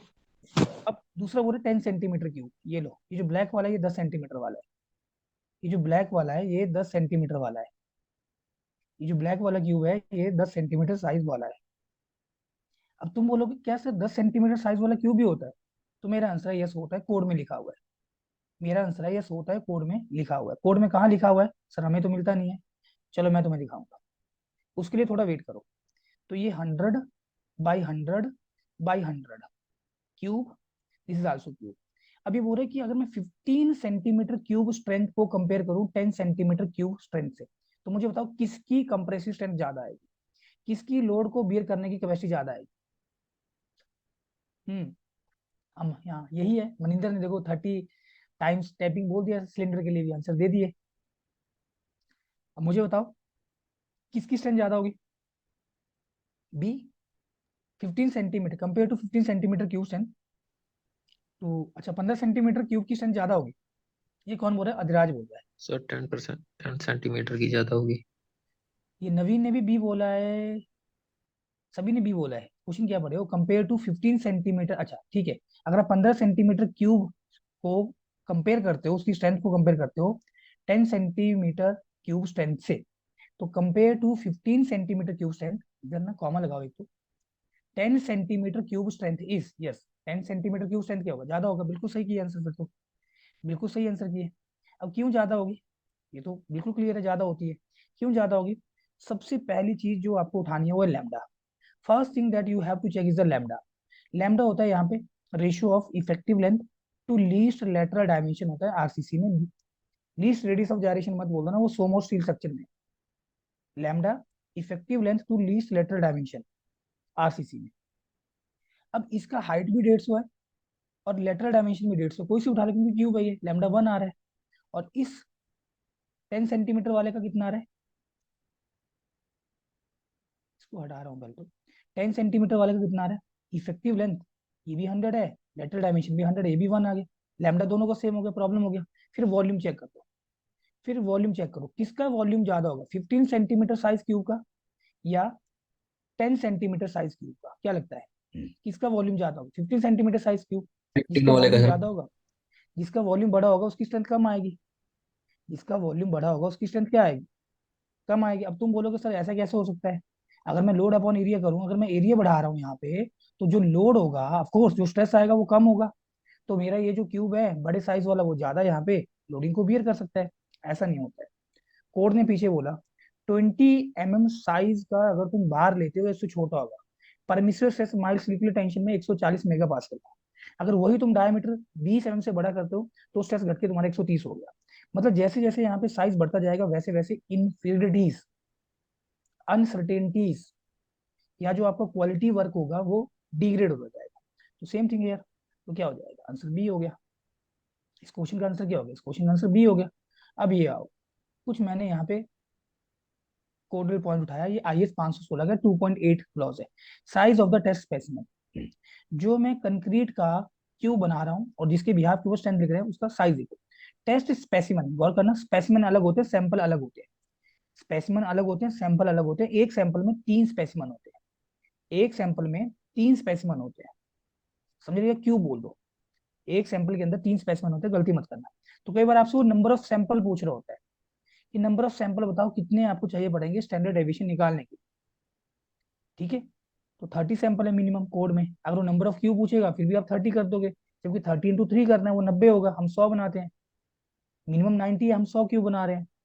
तो क्वेश्चन को बहुत ही ध्यान से पढ़ना होता है, उसने पूछा क्या है, क्वेश्चन की स्टेटमेंट को बहुत ध्यान से पढ़ना है कि उसने क्या पूछा है। नेक्स्ट बोला कि size of the test specimen, test specimen cubical in shape, तो हम क्यूब ही लेके चलते हैं, cubical in shape shall be 15 × 15 × 15 all dimensions are in centimeter। अभी बोल रहा है कि अगर if largest nominal size of the aggregate, मतलब जो सबसे बड़ा साइज एग्रीगेट का does not exceed 2 centimetre, 2 centimetre क्या हो गया, 20 mm हो गया। अब कुछ तो इसमें परेशान हो जाएंगे, सेंटीमीटर दिया है आपको, mm में बताते हो, 2 सेंटीमीटर क्या हो गया, 20 mm हो गया। तो उस केस में ये बोल रहा है कि अगर अगर largest nominal size of aggregate 20 mm से बड़ा नहीं है तो 10 सेंटीमीटर क्यूब में be use as an alternative, alternative के तौर पे यूज करोगे, स्टैंडर्ड आपका 150 बाई 150 बाई 150 वाला ही क्यूब है, अल्टरनेटिव है ये ये है अल्टरनेटिव। अभी बोल रहे कि सिलिंड्रिकल टेस्ट, ये तो हो गया cube test, cylindrical test specimen shall have a length, कितना लेंथ होगा उनका, जो भी उनका डायमीटर उसका डबल कर लो, जो भी उनका डायमीटर उसका डबल कर लो। हमारा कोड बोलता है कि जो डायमीटर हम लेके चलते हैं वो 150 mm है, तो 150 का डबल कितना हो गया, 150 का डबल हो गया यहाँ पे 300। तो इस सिलेंडर की जो हाइट है वो है 30 सेंटीमीटर, में करोगे तो 300 हो जाएगा, ये आपका सिलेंडर हो गया, ट्राई टू अंडरस्टैंड, ठीक है जी। अभी बोल रहे कि smaller test specimen shall have, अगर इसे देखो यहाँ पे बोला भी है they shall be in 15 centimetre diameter और 30 सेंटीमीटर लॉन्ग, ठीक है जी। अब टेम्पिंग के ऊपर मैं कुछ चीजें बता देता हूँ और मैं आपको डायरेक्टली लेके चलता हूँ कोड पे, टेम्पिंग के ऊपर भी कुछ चीजें मैं आपको बता देता हूँ और डायरेक्टली मैं आपको लेके चल रहा हूँ कोड पे। विजिबल होगा मेरे ख्याल से कोड तो, यस हाँ जी सर। विजिबल है, चलिए ये देख लो। अब सबसे पहले वही पॉइंट ओपन हो गया जो मैं यहाँ पे डिस्कस करना चाहता हूँ, IS 516, IS 516 पेज नंबर कितना, पेज नंबर है ये 13, पेज नंबर 13 IS 516। ये बोल रहे कॉम्पैक्टिंग बाय हैंड, अगर आप मैन्युअली कॉम्पैक्शन कर रहे हो, when compacting by hand the standard tamping bar, इसका डायमीटर पूछा हुआ है पेपर के अंदर, डायमीटर होता है इसका 16 mm, और इस रॉड की जो लेंथ होती है वो होती है कितना, 60 सेंटीमीटर, दैट इज 600 mm। और इस रॉड का एक जो एंड होता है वो बुल्टेड होता है, राउंडेड होता है, जिस साइड से आपने टैंपिंग कर, ठीक है जी। अभी बोल रहा है the number of strokes per layer, एक लेयर के ऊपर कितना आप स्ट्रोक्स दोगे to produce the specified condition will be will vary according to the type of the concrete, किस तरह का कंक्रीट है उसके ऊपर डिपेंड करेगा। फॉर क्यूबिकल स्पेसिमेंस, अगर आपने क्यूब बनाए हैं, इन नो केस, किसी भी हालात में, shall the concrete be subjected to less than 35 strokes per layer, किसी भी हालात में अगर आपका स्टैंडर्ड क्यूब है, मतलब 150 बाय 150 बाय 150 या 15 सेंटीमीटर क्यूब, ईच लेयर के ऊपर 35 ब्लो से कम आप नहीं दोगे। 35 स्ट्रोक्स पर लेयर लिखा है, 35 स्ट्रोक्स पर लेयर लिखा है। और जो बच्चे वर्किंग होंगे, चाहे वो प्राइवेट में चाहे गवर्नमेंट में, अगर वो कभी क्वालिटी कंट्रोल वाला वर्क देख रहे हैं और वहां पे जो नंबर ऑफ स्ट्रोक्स दिए जा रहे हैं पर लेयर के ऊपर वो 25 दिए जा रहे हैं, रुकवा दो, डिस्कार्ड कर दो टेस्ट को। उनको बोलो भाई कोड पढ़ो, उनको बोलो भाई साहब कोड पढ़ो, ऐसे काम मत करो, कोड पढ़ो, कोड देखो क्या बोलता है। फिर वो कॉन्ट्रडिक्शन करेंगे कोड में यही है, तो उनको दिखाओ, उनकी आंखें खोलो, ठीक है। अब इसके साथ ये बोल रहे हैं और 25 strokes per layer for 10 centimetre cube, अगर 10 सेंटीमीटर साइज वाला क्यूब होगा फिर है 25 ब्लोज पर लेयर के ऊपर। 10 सेंटीमीटर मतलब 100 बाई 100 बाई 100 वाला क्यूब होगा, फिर आपने ईच लेयर पे 25 ब्लो दे रहे हैं।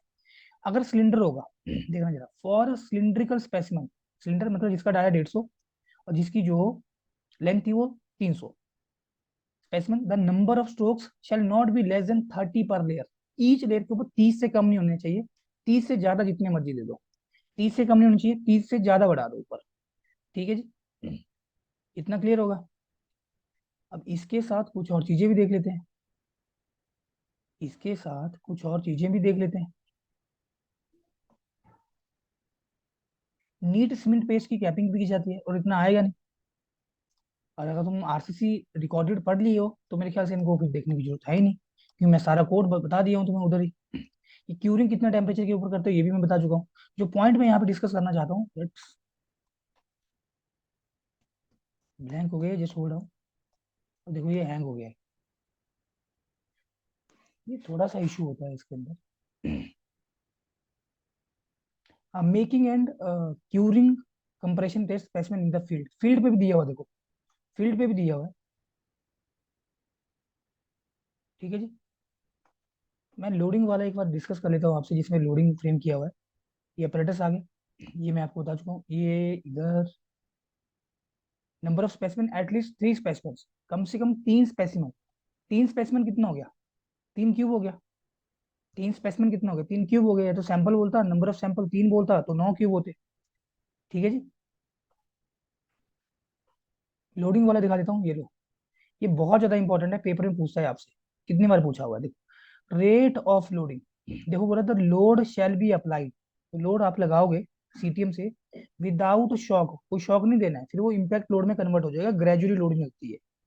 फिर आपका जो टेस्ट होगा वो इम्पैक्ट लोड में कन्वर्ट हो जाएगा, जो स्ट्रेस वर्सेस स्ट्रेन डायग्राम हम बनाते हैं, जिसके बिहाफ के ऊपर कंक्रीट का यंग्स मॉडल्स वैल्यू, 3 तरह के यंग्स मॉडल्स निकल के आते हैं, initial tangent models, tangent models और सीकेंट मॉडल्स। उनको फ्रेम नहीं कर पाओगे अगर ये शॉक से लग रहा होगा लोड। एंड इंक्रीज कॉन्टिन्यूसली, हम कंक्रीट को मानते हैं वो होमोजीनियस है, आइसोट्रोपिक हम मानते हैं, लेकिन रियलिटी में होता नहीं है, अदरवाइज आप एनालिसिस नहीं कर पाओगे, ठीक है जी। और आपने क्या करना है, उस लोड को धीरे धीरे बढ़ाना है, increase continuously at a rate, किस रेट से, अप्रोक्सीमेटली 140 केजी पर स्क्वायर सेंटीमीटर पर मिनट, एक मिनट में 1 स्क्वायर सेंटीमीटर एरिया के ऊपर 140 किलोग्राम का लोड लगाना है, 1.4 क्विंटल का, ठीक है जी। अंटिल कब तक, resistance of the specimen to the increasing load breaks, अब जो स्पेसिमन है अब वो रेजिस्टेंस तो नहीं दे रहा है, अब वो जो डायल गेज पे लोड की वैल्यू होगी वो घटना शुरू होगी, रोक दो रेस, आपको दिख जाएगा वो। तो मैक्सिमम वैल्यू आप नोट कर रहे थे कंटिन्यूसली, ठीक है जी, note it down. The maximum load applied to the specimen shall then be recorded and the appearance of the concrete and any unusual features in the type of the failure shall be noted। Note करोगे किस तरह का crack आया। अब ये भी बहुत ज्यादा पूछा था पेपर के अंदर कि जो आपने इंडिविजुअल क्यूब या स्पेसिमेन यहाँ पे टेस्ट किए, जो भी आपने इंडिविजुअल क्यूब या स्पेसिमेन टेस्ट किए, एवरेज ऑफ 3 वैल्यूज, 3 क्यूब का, 3 क्यूब जो टेस्ट किए, एवरेज लो, उस एवरेज वैल्यू को स्ट्रेंथ रिपोर्ट कर दो, एवरेज लो, उस एवरेज वैल्यू को स्ट्रेंथ रिपोर्ट कर दो। और इंडिविजुअल क्यूब की स्ट्रेंथ में, इंडिविजुअल क्यूब की स्ट्रेंथ में जो वेरिएशन होगा वो ±15% ऑफ एवरेज स्ट्रेंथ से ज्यादा नहीं होनी चाहिए। एवरेज स्ट्रेंथ निकालो, 3 क्यूब की कितनी आई, तीनों को स्ट्रेंथ को जोड़ो, 3 से भाग कर दो, उसका 15% कर लो, एक बार 15% वैल्यू जोड़ दो, एक बार 15% वैल्यू घटा दो, तो इंडिविजुअल क्यूब की स्ट्रेंथ उस 15% ऐड और सब्ट्रैक्ट करने से ना तो कम होनी चाहिए ना उससे ज्यादा होनी चाहिए, उसके बीच में होनी चाहिए। अगर ये आ रहा है तो ठीक है, अदरवाइज फिर से क्यू भरवा जाओगे। कोड में क्लियर लिखा है otherwise repeat test shall be made. फिर से डिस्कार्ड कर दोगे पूरे के पूरे वो टेस्ट 28 दिन के बाद जो टेस्ट किए जा रहे हैं। इसलिए पहले ही क्लियरली बोलो कि जो भी वहाँ पे क्वालिटी वाले पर्सन होते हैं, भाई साहब अगर ये फेल हुए ना, I will not allow the considering, मतलब आपका जो लॉट होगा वो रिजेक्टेड हो जाएगा पूरा का पूरा। ठीक है, चलिए नेक्स्ट आते हैं फिर। ओपन बोर्ड कहाँ चले गया? विजिबल, चलिए विजिबल होगा। नेक्स्ट क्वेश्चन देखो फिर, थोड़ा छोटा कर लेते हैं इसको ना, इतनी रहेगा ये। नेक्स्ट क्वेश्चन देखो, नेक्स्ट क्वेश्चन क्या बोल रहा है, question number 7, appropriate value of the shrinkage strain of the concrete. Concrete में आप कितना मैक्सिमम श्रिंकेज स्ट्रेन अलाउ कर सकते हो? श्रिंकेज क्या होता है, कोई मुझे बता सकता है श्रिंकेज क्या होता है? Shrinkage is the loss of water from the concrete surfaces. जितना कंक्रीट आपका फ्रेश होगा, ग्रीन होगा, उतना ज्यादा लॉस होगा, उतना ज्यादा श्रिंकेज के कारण स्ट्रेन आएगा। अब आपसे वो क्वेश्चन चेंज कर दिया एग्जामिनर, क्योंकि आपने तो रटा है वैल्यू 0.0003 होता है, आपने तो वैल्यू रट लिया 0.0003 है। अब मैं ये क्वेश्चन कर रहा हूँ, the shrinkage strain in concrete having nature, मुझे बताओ कंप्रेसिव नेचर होगा ये स्ट्रेन का, या टेंसाइल नेचर होगा, या may be compressive in nature, या may be tensile in nature, या नन? श्रिंकेज स्ट्रेन का टेंसाइल नेचर नेचर पूछ रहा होगा है। Sir, compressive. टेंसाइल नेचर होगा सर। इसका नेचर क्या होगा श्रिंकेज स्ट्रेन का? अब फंसोगे, और अगर फंसे ना, अब इसमें फंसे तो मतलब 100 में फंसे हो, इसमें फंसे तो 100 में फंसे, और 100 में फंस गए, जितने भी डिजाइन के सब्जेक्ट है सभी में फंसे हो। नॉर्मल नॉर्मल क्वेश्चन के तो आंसर दे दोगे, एग्जामिनर जैसे स्टेटमेंट चेंज करेगा तोते उड़ जाएंगे, तोते उड़ जाएंगे पेपर के अंदर। हाँ जी, आंसर नहीं, मैं पहले ये पूछ रहा हूँ कि मुझे बताओ कि इसका नेचर क्या होगा। अच्छा, ये नेचर बता रहे हैं क्या? ठीक है, कंप्रेसिव सर। सी कंप्रेसिव। जो कंप्रेसिव बोल रहे हैं, जो कंप्रेसिव बोल रहे हैं वो है गलत, जो कंप्रेसिव बोल रहे हैं वो गलत है। कोई है ऐसा जो टेंसाइल बोल रहा है? Yes sir. कोई है ऐसा टेंसाइल बोल रहा है? विशाल राव ने टेंसाइल बोला है, यस। बस दो ही बच्चे हैं जो टेंसाइल बोल रहे हैं, और दो बच्चों ने कंप्रेसिव बोला, बाकी क्या कर रहे हैं? बाकी क्या कर रहे हैं देखो, अगर तुम पार्टिसिपेशन कर रहे हो ना तो एक्टिवली पार्टिसिपेशन किया करो, नहीं तो मत किया करो, रिकॉर्डेड देख लिया करो, कोई दिक्कत नहीं है, रिकॉर्डेड तो मिल ही रहा है। तो मैं ये बोल रहा हूँ पार्टिसिपेशन करते हो तो पूरे डेडिकेशन के साथ पार्टिसिपेशन किया करो। ठीक है, मतलब अगर आप ये क्वेश्चन 30 लगा रहे हो ना, तो 30 से 90 क्वेश्चन होने चाहिए। 30 क्वेश्चन लगाए तो 90 क्वेश्चन होने चाहिए। मुझे बताओ, अब देखो जिन्होंने कंप्रेशन बोला वो सही है, मैं देखना चाहता था कितने बच्चे अपना आंसर चेंज कर रहे हैं, और जो ये भी सोच रहे थे कि कंप्रेसिव इन नेचर होगा वो भी बिल्कुल सही सोच रहे थे। जिन्होंने ये यहाँ पे टेंसाइल बोला है वो गलत है। क्यों गलत है? देखो जरा सोम, देखो जरा सोम, ये कोई बार है, इस बार को तुम पकड़ के खींच रहे हो, इस बार को तुम पकड़ के खींच रहे हो, किस तरह का फोर्स लगा रहे हो? Tensile force. किस तरह का फोर्स लगा रहे हो? Tensile force. तो मुझे बताना इसमें स्ट्रेस कैसा डेवलप होगा, इसमें स्ट्रेस कैसा डेवलप होगा, टेंसाइल या compressive? Tensile tensile. Tensile sir. Tensile. समझिए बात को। अब कुछ तो ऐसे होंगे कि यार इस बार को पकड़ के खींच रहे होंगे, तो उसका जो इंटरमोलिकुलर स्ट्रक्चर होगा वो तो रेजिस्टेंस ऐसे ऑफर कर रहा होगा। ऐसे भी कुछ होंगे जो ये सोच रहे होंगे, और जो ये सोच रहे हैं मैं उनको बता दूं कि उनकी सोच गलत है। अब मेरी सोच से सोचो, अब मैं क्या सोच रहा हूँ देखो, मैंने इसको यहाँ से कट किया, मैंने इसको यहाँ से कट किया, क्योंकि विदाउट सेक्शन आप एनालिसिस नहीं कर सकते हो। मैंने इसको यहाँ से कट किया, जैसे मैंने इसको यहाँ से कट किया ना, ये इसका एफबीडी बन गया। एफबीडी होता है फ्री बॉडी डायग्राम। तो बच्चे अगर यहाँ पे मेरे लेफ्ट में कोई फोर्स लग रहा है, उतना ही फोर्स मेरे राइट में भी होना चाहिए, तभी तो बैलेंस होगा। और जितना फोर्स यहाँ पे मेरे राइट में लग रहा है उतना मेरे लेफ्ट में भी होना चाहिए, तभी ये बैलेंस होगा। Try to understand. तो ये जो आर होता है ना, ये हमारी एजम्पशन की ही बदौलत है कि algebraic sum of all the forces along x direction should be equal to 0। तब ये जो एक्सटर्नल फोर्स होता है ये रेजिस्टेंस के बराबर ही निकल के आता है, ये जो रेजिस्टेंस होता है ये एक्सटर्नल फोर्स के बराबर ही निकल के आता है एजम्पशन के कारण। तो मैं एक चीज बोल सकता हूँ कि P इक्वल टू आर, और गौर करना ये किस में गया, टेंशन में गया क्या ये? और ये भी टेंशन में है, ट्राई टू अंडरस्टैंड, ये भी टेंशन में है। तो बोलने का मतलब क्या है कि जब भी लोड लगने से, ये दिमाग में डालो बाकी सब कुछ भूल जाओ, ये दिमाग में डालो बाकी सब कुछ भूल जाओ, लोड लगने से जब भी किसी भी मटेरियल की डायमेंशन बढ़ती है, जैसे हम यहाँ पे बार कंसीडर किए, तो उस मटेरियल की डायमेंशन बढ़ने से उसमें जो स्ट्रेन आएगा वो पॉजिटिव स्ट्रेन होता है, उस पॉजिटिव स्ट्रेन को हम बोलते हैं टेंसाइल स्ट्रेन। टेंसाइल स्ट्रेन होगा तो जो स्ट्रेस आएगा वो टेंसाइल स्ट्रेस होगा। अगर ये मेंबर है, ये मेरा कंक्रीट का बीम है और यहाँ पे टेम्परेचर मेरा हाई है, तो क्या होगा, लॉस ऑफ मॉइस्चर होगा। लॉस ऑफ मॉइस्चर होगा तो क्या होगा, ये सिकुड़ेगा। अब ये मत बोलना कि सर टेम्परेचर हाई होगा, हमने थर्मल स्ट्रेस भी पढ़ा है तो ये एक्सपैंड होगा, उसके ऊपर अभी हम कमेंट नहीं कर रहे, हमारा जो क्वेश्चन है उसके अकॉर्डिंग चल रहा है। तो लॉस ऑफ मॉइस्चर होगा, ये सेक्शन सिकुड़ेगा। सेक्शन सिकुड़ेगा, इसकी लेंथ कम होगी, इसकी लेंथ कम होगी, कंप्रेसिव स्ट्रेन आएगा। कंप्रेसिव स्ट्रेन आएगा, कंप्रेसिव स्ट्रेन आएगा तो स्ट्रेस भी कंप्रेसिव नेचर होगा। समझ रहे बात को। अब देखो इसका जो आंसर है, आंसर तो आप लोगों ने कर ही दिया है, ठीक है। 0.00003 आंसर होता है इसका, ठीक है जी। इसका आंसर है ऑप्शन ए। अब मैं देखो यहाँ पे ये डाटा जरा थोड़ा गो थ्रू कर लो, इंपॉर्टेंट है। ये कोड में लिखा हुआ है IS 456। Hello sir, option B नहीं होगा? बी होगा सर ऑप्शन। 0.000, अच्छा ठीक है, हाँ ऑप्शन बी आंसर है।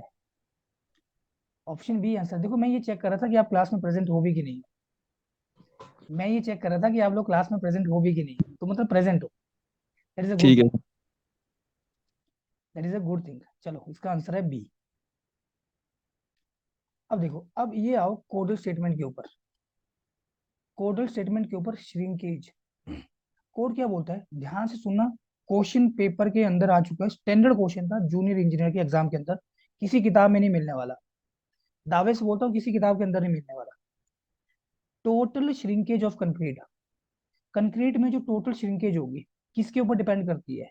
अब मुझे बताओ, अगर कंक्रीट बनाने में सीमेंट ज्यादा डाल दोगे तो श्रिंकेज ज्यादा होगी, सीमेंट कंटेंट ज्यादा होगा तो श्रिंकेज भी ज्यादा होगी, है कि नहीं। सीमेंट ज्यादा होगा तो श्रिंकेज भी ज्यादा होगी। वाटर ज्यादा होगा तब भी श्रिंकेज ज्यादा होगी, क्योंकि अगर वाटर होगा ही नहीं तो श्रिंकेज कहाँ से होगी, अगर पानी होगा ही नहीं तो भाप क्या बनेगा। वाटर ज्यादा होगा तब भी श्रिंकेज ज्यादा होगी। अगर सीमेंट में फाइनेस ज्यादा होगी तब भी श्रिंकेज ज्यादा होगी। सीमेंट अगर बहुत ज्यादा फाइन है तब भी श्रिंकेज ज्यादा होगी। अब ध्यान से सुनना कोड क्या बोल रहा है, क्वेश्चन इसके ऊपर आता है, बहुत ज्यादा दिमाग यूज नहीं करना उधर पेपर में। Total shrinkage of concrete, concrete में जो टोटल श्रिंकेज होता है किसके ऊपर डिपेंड करेगा, depends upon the constituents of the concrete, concrete किससे मिलके बना हुआ है उसके ऊपर डिपेंड करेगा। पहली चीज तो ये, मतलब उसके इंग्रेडिएंट के ऊपर डिपेंड करेगा। दूसरा, साइज ऑफ द मेंबर, जितना मेंबर का साइज बड़ा होगा उतना ज्यादा श्रिंकेज होगा, जितना मेंबर का साइज छोटा होगा उतना कम श्रिंकेज होगा, क्योंकि उतना ही कम एक्सपोजर होगा उस मेंबर का एटमॉस्फेयर के साथ। इसलिए हम क्या करते हैं, जो बड़े बड़े सेक्शंस होते हैं, जैसे स्लैब होती है, आपने देखा होगा, तो स्लैब के ऊपर हम क्या करते हैं, इंपॉन्डिंग कराते हैं पानी की। हम कुछ वहां पे क्या करते हैं, कुछ हम वहां पे कंपार्टमेंट बना देते हैं, उनको पानी से भर देते हैं, बेस्ट मेथड होता है क्यूरिंग का वो, that is the best method. ये कई बार हम रिजिड पेमेंट बना रहे होते हैं, उसमें क्रैक्स जब बहुत ज्यादा आते हैं तो हम गनी बैग्स लेते हैं, जूट की जो बोरी होती है उनसे ढक देते हैं गीला करके उनको, कि वो लॉस ऑफ मॉइस्चर जो हो वो मिनिमम हो बेसिकली, ठीक है। और इन्वायरमेंटल कंडीशन के ऊपर भी डिपेंड करेगा ऑफकोर्स। अगर हॉट वेदर होगा, कोई हॉट समर डे है, उसमें लॉसेज ज्यादा होंगे, विंटर के केस में लॉसेज कम होंगे। अभी बोल रहे फॉर अ गिवन ह्यूमिडिटी, अगर ह्यूमिडिटी गिवन है, ह्यूमिडिटी होता है presence of moisture in the air, air में कितना आपका वाटर प्रेजेंट है वही ह्यूमिडिटी होता है। देख लेना कि ह्यूमिडिटी को कैसे मेजर करते हैं। For a given humidity and temperature, temperature और ह्यूमिडिटी को फिक्स कर दिया इसने, टेम्परेचर और ह्यूमिडिटी को फिक्स कर दिया for a given humidity and temperature. Total shrinkage of concrete, concrete में जो टोटल श्रिंकेज होगी is most influenced by the total amount of water present. Cement और वाटर कौन ज्यादा अफेक्ट करेगा, आंसर है वाटर, लिखा है यहाँ पे। Total shrinkage of concrete is most influenced by the total amount of water present in the concrete at the time of mixing and to lesser extent by cement content. Cement के ऊपर भी depend करेगा, लेकिन lesser amount से shrinkage affect करेगा, sorry cement affect करेगा shrinkage को, ज्यादा कौन अफेक्ट करेगा, वाटर अफेक्ट करेगा, more the water more will the shrinkage. ये वही बात आ गई, ये वही बात आ गई जिसमें किसी बच्चे ने क्वेश्चन भी डाला था ग्रुप के अंदर कि strength of concrete in decreases, strength of concrete decreases, तो उसमें लिखा था पार्टिकल साइज बढ़ने से घट रहा है, वाटर सीमेंट रेशियो के बढ़ने से घट रहा है। तो जो डायरेक्ट रिलेशन होगा, जो सबसे प्री डोमिनेंट फैक्टर होगा, उसी को आंसर रिपोर्ट करना है हमेशा, उसी को आंसर रिपोर्ट करना है हमेशा, ये दिमाग में डालो। अब देखो ये बोल रहा है कि in absence of the test data, अगर टेस्ट डाटा नहीं है हमारे पास, अगर हमारे पास टेस्ट डाटा नहीं है, हमने टेस्ट नहीं किए है, तो उस केस में जो अप्रोप्रिएट वैल्यू है, ये जो approximate value, sorry approximate value of the total shrinkage strain for the design, design के लिए जो टोटल श्रिंकेज स्ट्रेन होगा वो कितना लेके चलोगे, 0.0003। ज्यादा इन्फॉर्मेशन के लिए IS 1343 देख लो, ज्यादा इन्फॉर्मेशन के लिए IS 1343 देख लो। मुझे ना आप 10-20 सेकंड दो, let me take my specs, okay.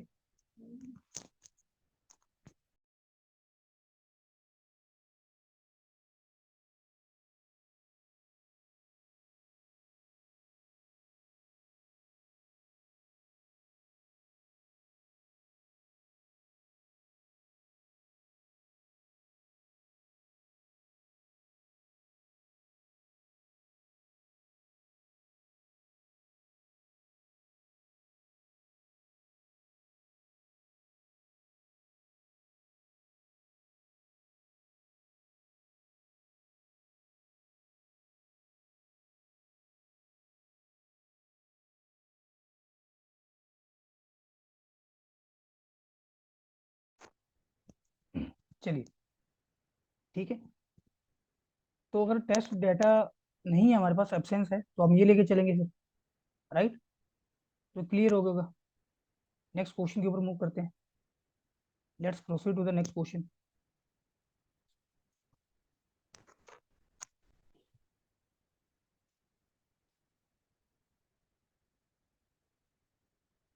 ये थोड़ा सा स्लो है,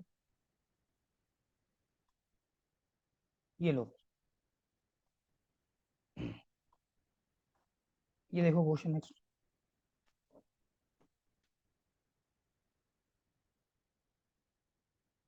चलिए, क्वेश्चन बोल रहे कि match the group one with the group two. Group one को ग्रुप टू के साथ मैच कर। ग्रुप वन में क्या दे रहा है, what is given in the group one. Group one में इसमें क्या दीजिए आपको, यहाँ पे प्रॉपर्टीज लिख दी, प्रॉपर्टीज लिख दी। जैसे वर्केबिलिटी ऑफ कंक्रीट है, तो वर्केबिलिटी ऑफ कंक्रीट कैसे निकालोगे। और मुझे बतानी है, जो वर्केबिलिटी ऑफ कंक्रीट है, ये फ्रेश कंक्रीट की प्रॉपर्टी है या हार्डन कंक्रीट की प्रॉपर्टी है। जो वर्केबिलिटी है वो फ्रेश कंक्रीट की प्रॉपर्टी है कि हार्डन सर कंक्रीट की फ्रेश प्रॉपर्टी है। कंक्रीट की। फ्रेश फ्रेश कंक्रीट की की। प्रॉपर्टी। तो कौन सा फ्रेश टेस्ट है यहाँ पे, कंक्रीट। वीबी टेस्ट। क्या करते हो वीबी टेस्ट में, को बता सकता है। वीबी टेस्ट में क्या करते हैं, तो वीबी टेस्ट में क्या होता है ना, वीबी टेस्ट में क्या होता है, जैसे मेरे पास एक, ये मेरे पास एक फ्रस्टम शेप कोन होता है। ये अरेंजमेंट होता है एक पूरा, ये इस तरह से एक कंटेनर होता है, कंटेनर के अंदर होता है सारा ये। इसे हम लेयर में फिल करते हैं, इसे हम 4 लेयर में फिल करते हैं। कितने लेयर में फिल करते हैं इसको, 4 लेयर में फिल करते हैं। 1 2 3 4, 1 2 3 4। स्लम टेस्ट को 3 लेयर में फिल करते हैं, पहले 4 में करते थे। अब जो चेंजेस आए हैं, मॉडिफिकेशन आई है, अब 3 लेयर में फिल करते हैं स्लम टेस्ट को। पहले 4 में करते थे, अब 3 में, लेकिन इसको 4 लेयर में कर रहे हैं। ठीक है जी। अब 4 लेयर में ईच लेयर को टाइम करोगे 25 टाइम्स। और यहाँ पे आपका क्या लगा होता है, हैंडल लगे होते हैं उठाने के लिए। जैसे ही आप इसको यहाँ से लिफ्ट करोगे ऊपर की तरफ, मान लो आपने इसको हटा दिया यहाँ से, अब जैसे आप इसको लिफ्ट करोगे ना, ऊपर हटा दोगे, एक पर्सन आपके साथ और होगा साथी, और वो वैसे ही यहाँ पे क्या करेगा, टाइमर ऑन कर देगा। उसके पास घड़ी होगी, स्टॉप वॉच, उसको ऑन कर देगा वो। अब हम क्या करते हैं, हम टाइम नोट कर रहे होते हैं। इसने इसको उठाया, इसको लिफ्ट किया ऊपर की तरफ, और साथ में ये जो आपका टेबल है ना, ये टेबल के ऊपर होता सारा। ठीक है, ये स्प्रिंग लगे होंगे इसमें कुछ ऐसे ऐसे। ठीक है, चारों कोने पे। तो वो मोटर ऑन कर देगा, जिससे इसमें वाइब्रेशन प्रोड्यूस होंगी टेबल में। अब जैसे आपने इसको लिफ्ट किया, तो फ्रस्टम शेप कंक्रीट को फ्लैटेंड सरफेस में कन्वर्ट होने के लिए कितना समय लग रहा है, वो है यहाँ पे वीबी टाइम। वो है यहाँ पे वीबी टाइम। तो अगर टाइम ज्यादा लग रहा है इस फ्रस्टम शेप कंक्रीट को फ्लैटेंड सरफेस में कन्वर्ट होने के लिए, इट मींस इसका जो वर्केबिलिटी है वो कैसा होगा। अगर टाइम ज्यादा लग रहा है, देन वर्केबिलिटी इज लो और high. Low sir low. Then workability will be low, harsh type का मिक्स होगा, हार्श टाइप का मिक्स होगा। टाइम ज्यादा लगा। अगर टाइम कम लग रहा होगा तो वर्केबिलिटी हाई होगी, फ्लोएबल टाइप का कंक्रीट होगा। तो यहाँ पे ना टाइम गिवन है, हम समझ रहे बात को। तो इनवर्स रिलेशन है टाइम और वर्केबिलिटी के बीच में, तो वीबी टेस्ट है। वीबी टेस्ट है मोस्टली हम जो टेस्ट यूज करते हैं, दैट इज स्लम टेस्ट। ठीक है जी। दूसरा ये बोल रहा है, अच्छा ये चीज नहीं हुआ था, this is the direct, this is the direct tensile strength. अभी जो डायरेक्ट टेंसाइल स्ट्रेंथ है भाई, डायरेक्ट तो हम निकालते नहीं है, डायरेक्टली निकालते हैं। तो स्प्लिट टेंसाइल स्ट्रेंथ बोल दो या मॉडुलस ऑफ रप्चर, वो देख लो कहाँ पे है। तो सिलेंडर स्प्लिटिंग बोला है, सिलेंडर स्प्लिटिंग बोला है। तो ये मेरा टेस्ट हो गया, जिसमें right at the centre of the cylinder cracks आते हैं। उसमें भी बच्चे जो क्रैक टेंशन वाला जोन होता है कम होता है, कंप्रेशन वाला जोन ज्यादा होता है। इंड्यूस टेंशन के कारण इसके अंदर क्रैक आते हैं। ठीक है, इंड्यूस टेंशन के अंदर इसके अंदर क्रैक आएंगे।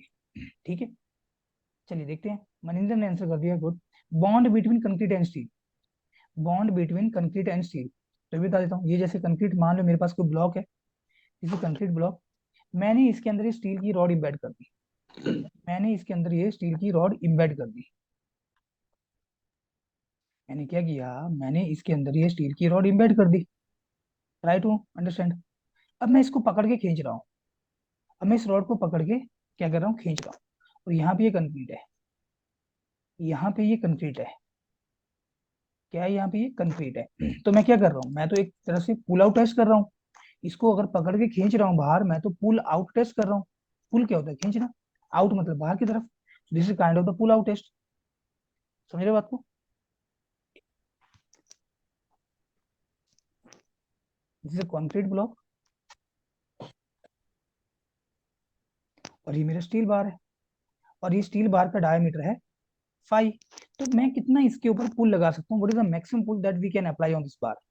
आंसर है, डिजाइन स्ट्रेस होता है स्टील के लिए एलएसए में 0.87 एफ वाई। डायरेक्ट क्वेश्चन है आपकी स्टेट जेई में कि what is the design stress for the steel, 0.87 into F Y. इसे अगर मैं एरिया ऑफ स्टील बार से मल्टीप्लाई कर दूं तो एएसटी कैसे लिखोगे? एएसटी लिख लोगे पाई बाय 4 इंटू 5 का स्क्वायर। तो इतना मैक्सिमम फोर्स अप्लाई कर सकते हो। और आप चाहते हो कि ये बार बाहर ना आए, तो इसके सरफेस के ऊपर क्या डेवलप होगा? शियर स्ट्रेसेस डेवलप होंगे, और ये शियर स्ट्रेसेस कुछ नहीं होता, बॉन्ड स्ट्रेस होता है टाउ बीडी। और इसी के बिहाफ के ऊपर आप क्या करते हो? डेवलपमेंट लेंथ की भी वैल्यू निकाल रहे होते हो। 0.87 F Y upon 4 time tau BD into 5, ये यहाँ पे रिलेशन निकलता है एलएसएम में। ये रिलेशन किस में निकलता है? ये निकलता है लिमिट स्टेट मेथड के अंदर। अगर यही चीज आप डब्ल्यूएसएम में लिखना चाहते हो तो एलडी क्या होता है? LD is the development length. तो ये सिग्मा एसटी, ये परमिसिव स्ट्रेस होता है स्टील के लिए, into AST area steel bar, sorry, sigma ST into 5 permissible stress into dia of bar upon 4 time tau BD. Tau BD bond stress होता है। Tau BD क्या होता है? टाउ बीडी बॉन्ड स्ट्रेस होता है। तो बहुत सारी चीजों के ऊपर डिपेंड करेगा, ग्रेड ऑफ स्टील के ऊपर डिपेंड करेगा, मतलब किस तरह का आपने स्टील यूज किया, माइल्ड स्टील यूज किया या डिफॉर्म बार यूज किया। डिफॉर्म बार के लिए बॉन्ड स्ट्रेस 60% से बढ़ जाता है, लेकिन अगर माइल्ड स्टील है वो टेंशन में है और वही माइल्ड स्टील कंप्रेशन में, तो कंप्रेशन के लिए 25% से यहाँ पे बॉन्ड स्ट्रेस बढ़ जाएगा। अगर आप हाइयर या richer grade of concrete use करोगे तब भी बॉन्ड स्ट्रेस बढ़ जाएगा। अगर यहाँ पे कंप्रेसिव मतलब नेचर ऑफ फोर्स चेंज होगा तब भी बॉन्ड स्ट्रेस में वेरिएशन है। ठीक है, बहुत सारे पैरामीटर्स हैं। ठीक है, तो ये पुल आउट टाइप की टेस्ट की जा रहा है यहाँ पे। तो ये जो मेरा यहाँ पे बॉन्ड है, तो बॉन्ड के रिगार्डिंग मेरे ख्याल से सी वाला जो ऑप्शन होगा ये किसके साथ लिंक हो गया? ये हो गया यहाँ पे पुल आउट के साथ। मेरे ख्याल से 3 ऑप्शन में मैच हो गए ना, बहुत है पेपर में। देख लो जरा क्या बना। ए किसके साथ आया था? ए आया था 2 के साथ। A2 है कहीं पे? A2 मतलब A C D, इनमें से आंसर है। चला गया देखो, 3 ऑप्शन दे दिए। अब डायरेक्ट टेंसाइल स्ट्रेंथ क्या है? 1। तो A2B1, A2B1, A2B1, ये तो रे से बाहर हो गया, ये तो बाहर था ही पहले। अब या तो आंसर ए है या तो सी है, 50% chances. Bond between concrete and steel 5, C5 दोनों में देखो, और भी चला गया। Finance of cement, finance of cement क्या होता है? सरफेस एरिया टेस्ट करोगे, फाइनेंस मॉडल्स के साथ मत आ जाना। सरफेस एरिया टेस्ट करोगे तो D3 हो गया, D3 हो गया, ए हो गया इसका आंसर। 2153 आंसर हो गया, 2153।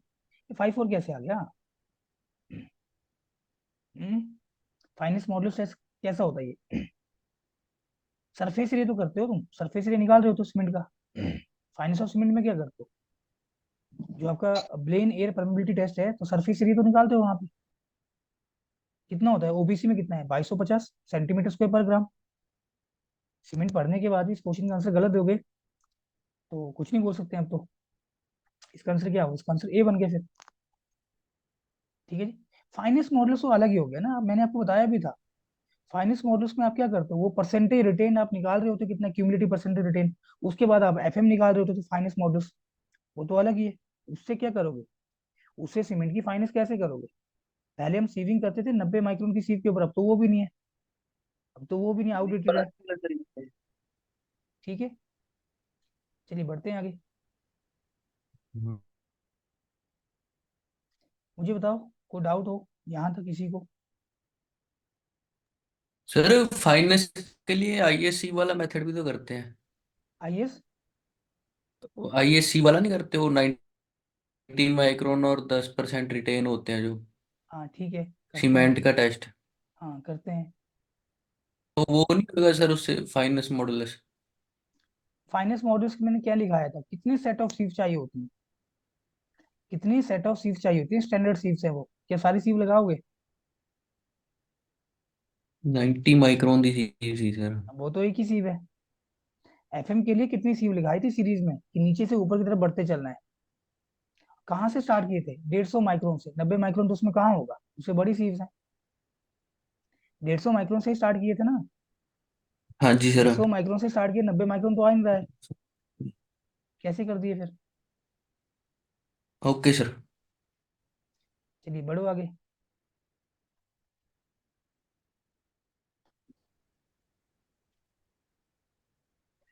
नेक्स्ट क्वेश्चन के ऊपर आओ। देखो मुझे लगता है क्वेश्चन आपने पहले भी किए होंगे, लेकिन मैं डिस्कस कर रहा हूँ डिटेल।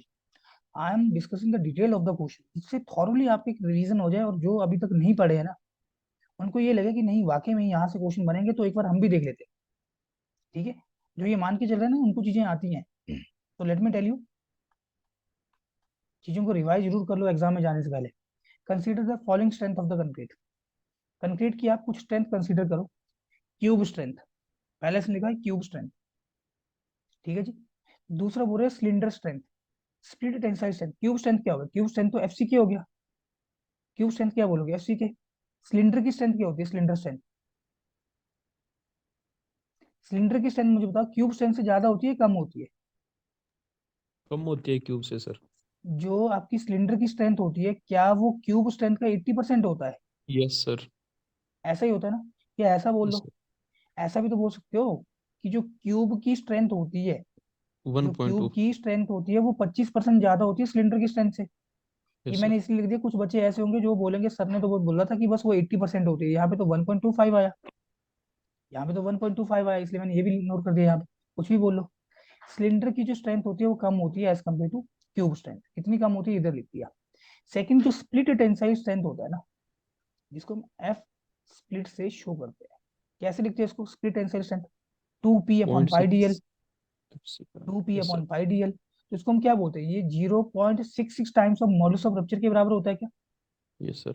और ये एफसीआर क्या होता है? एफसीआर तो मॉडुलस ऑफ रप्चर है।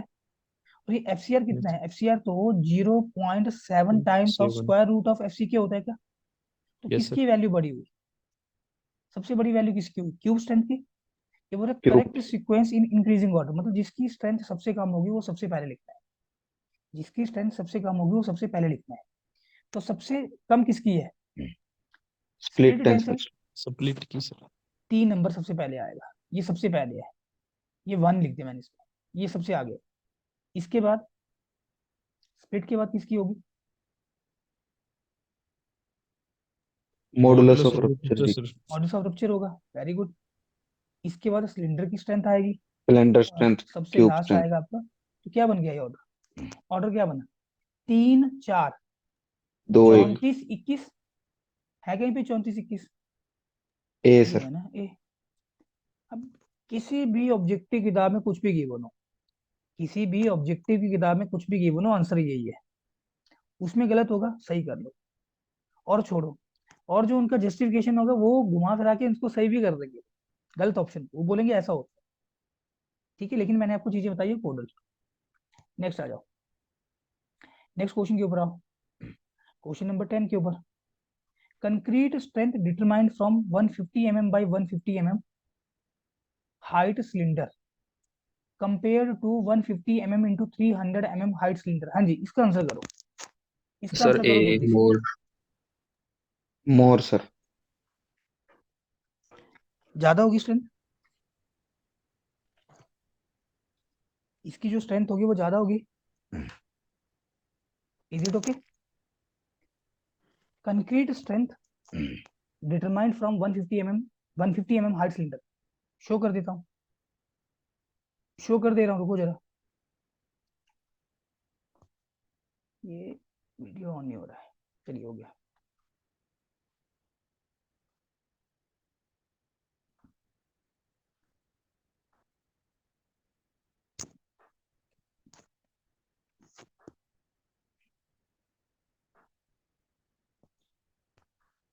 ये लो, ये मेरे पास क्या है? This I have a cylinder. अब मेरा पे जो पहला सिलेंडर गिवन है मुझे क्वेश्चन में, वो कैसा है? डायमीटर कितना है उसका? 150 mm। और उसकी हाइट कितनी है? 150 mm। इसे मैं बोलूंगा स्क्वायर सिलेंडर। जनरली हम इसको क्या बोलते हैं? Square cylinder. तो जो इसका डायमीटर है ना वही इसकी हाइट भी है। ठीक है जी। तो एक सिलेंडर ये गिवन है। दूसरे में क्या बोल रहा है? दूसरा जो मेरे पास यहाँ पे सिलेंडर है, डायमीटर का डबल है। तो मेरे ख्याल से चीजें क्लियर हो गई होंगी। तो मैंने आपको बोला था सबसे पहले चेक करो लैम्डा। लैम्डा मतलब स्लेंडरनेस रेशो। जिसका लैम्डा बड़ा होगा उसकी लोड कैरिंग कैपेसिटी क्या आएगी? कम आएगी, क्योंकि कम लोड पे आपका जो मेंबर होगा वो फेल हो जाएगा इजिली। है कि नहीं?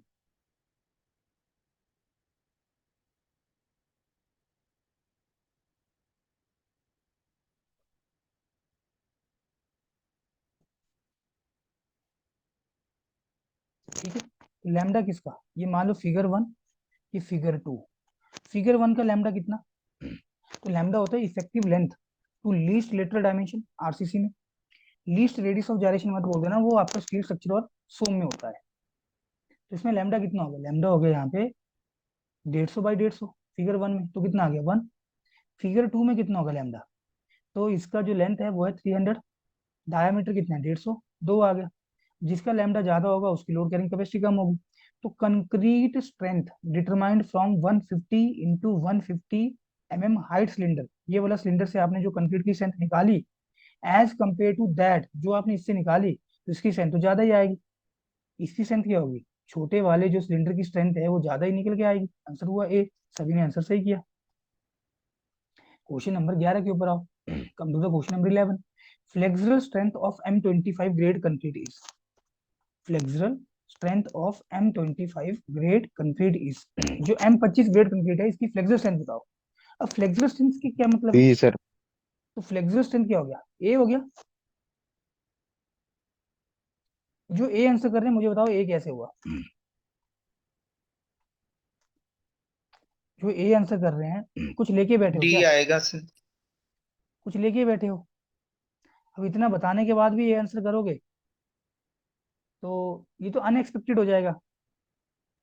मैंने आपको बोला कि जो आपकी फ्लेक्सुरल स्ट्रेंथ होती है कैसे फ्रेम करोगे, FCR, modulus of rupture, 0.7 square root of F C के, पीछे तो बताया था, निकाल के भी दिखाया था तुम।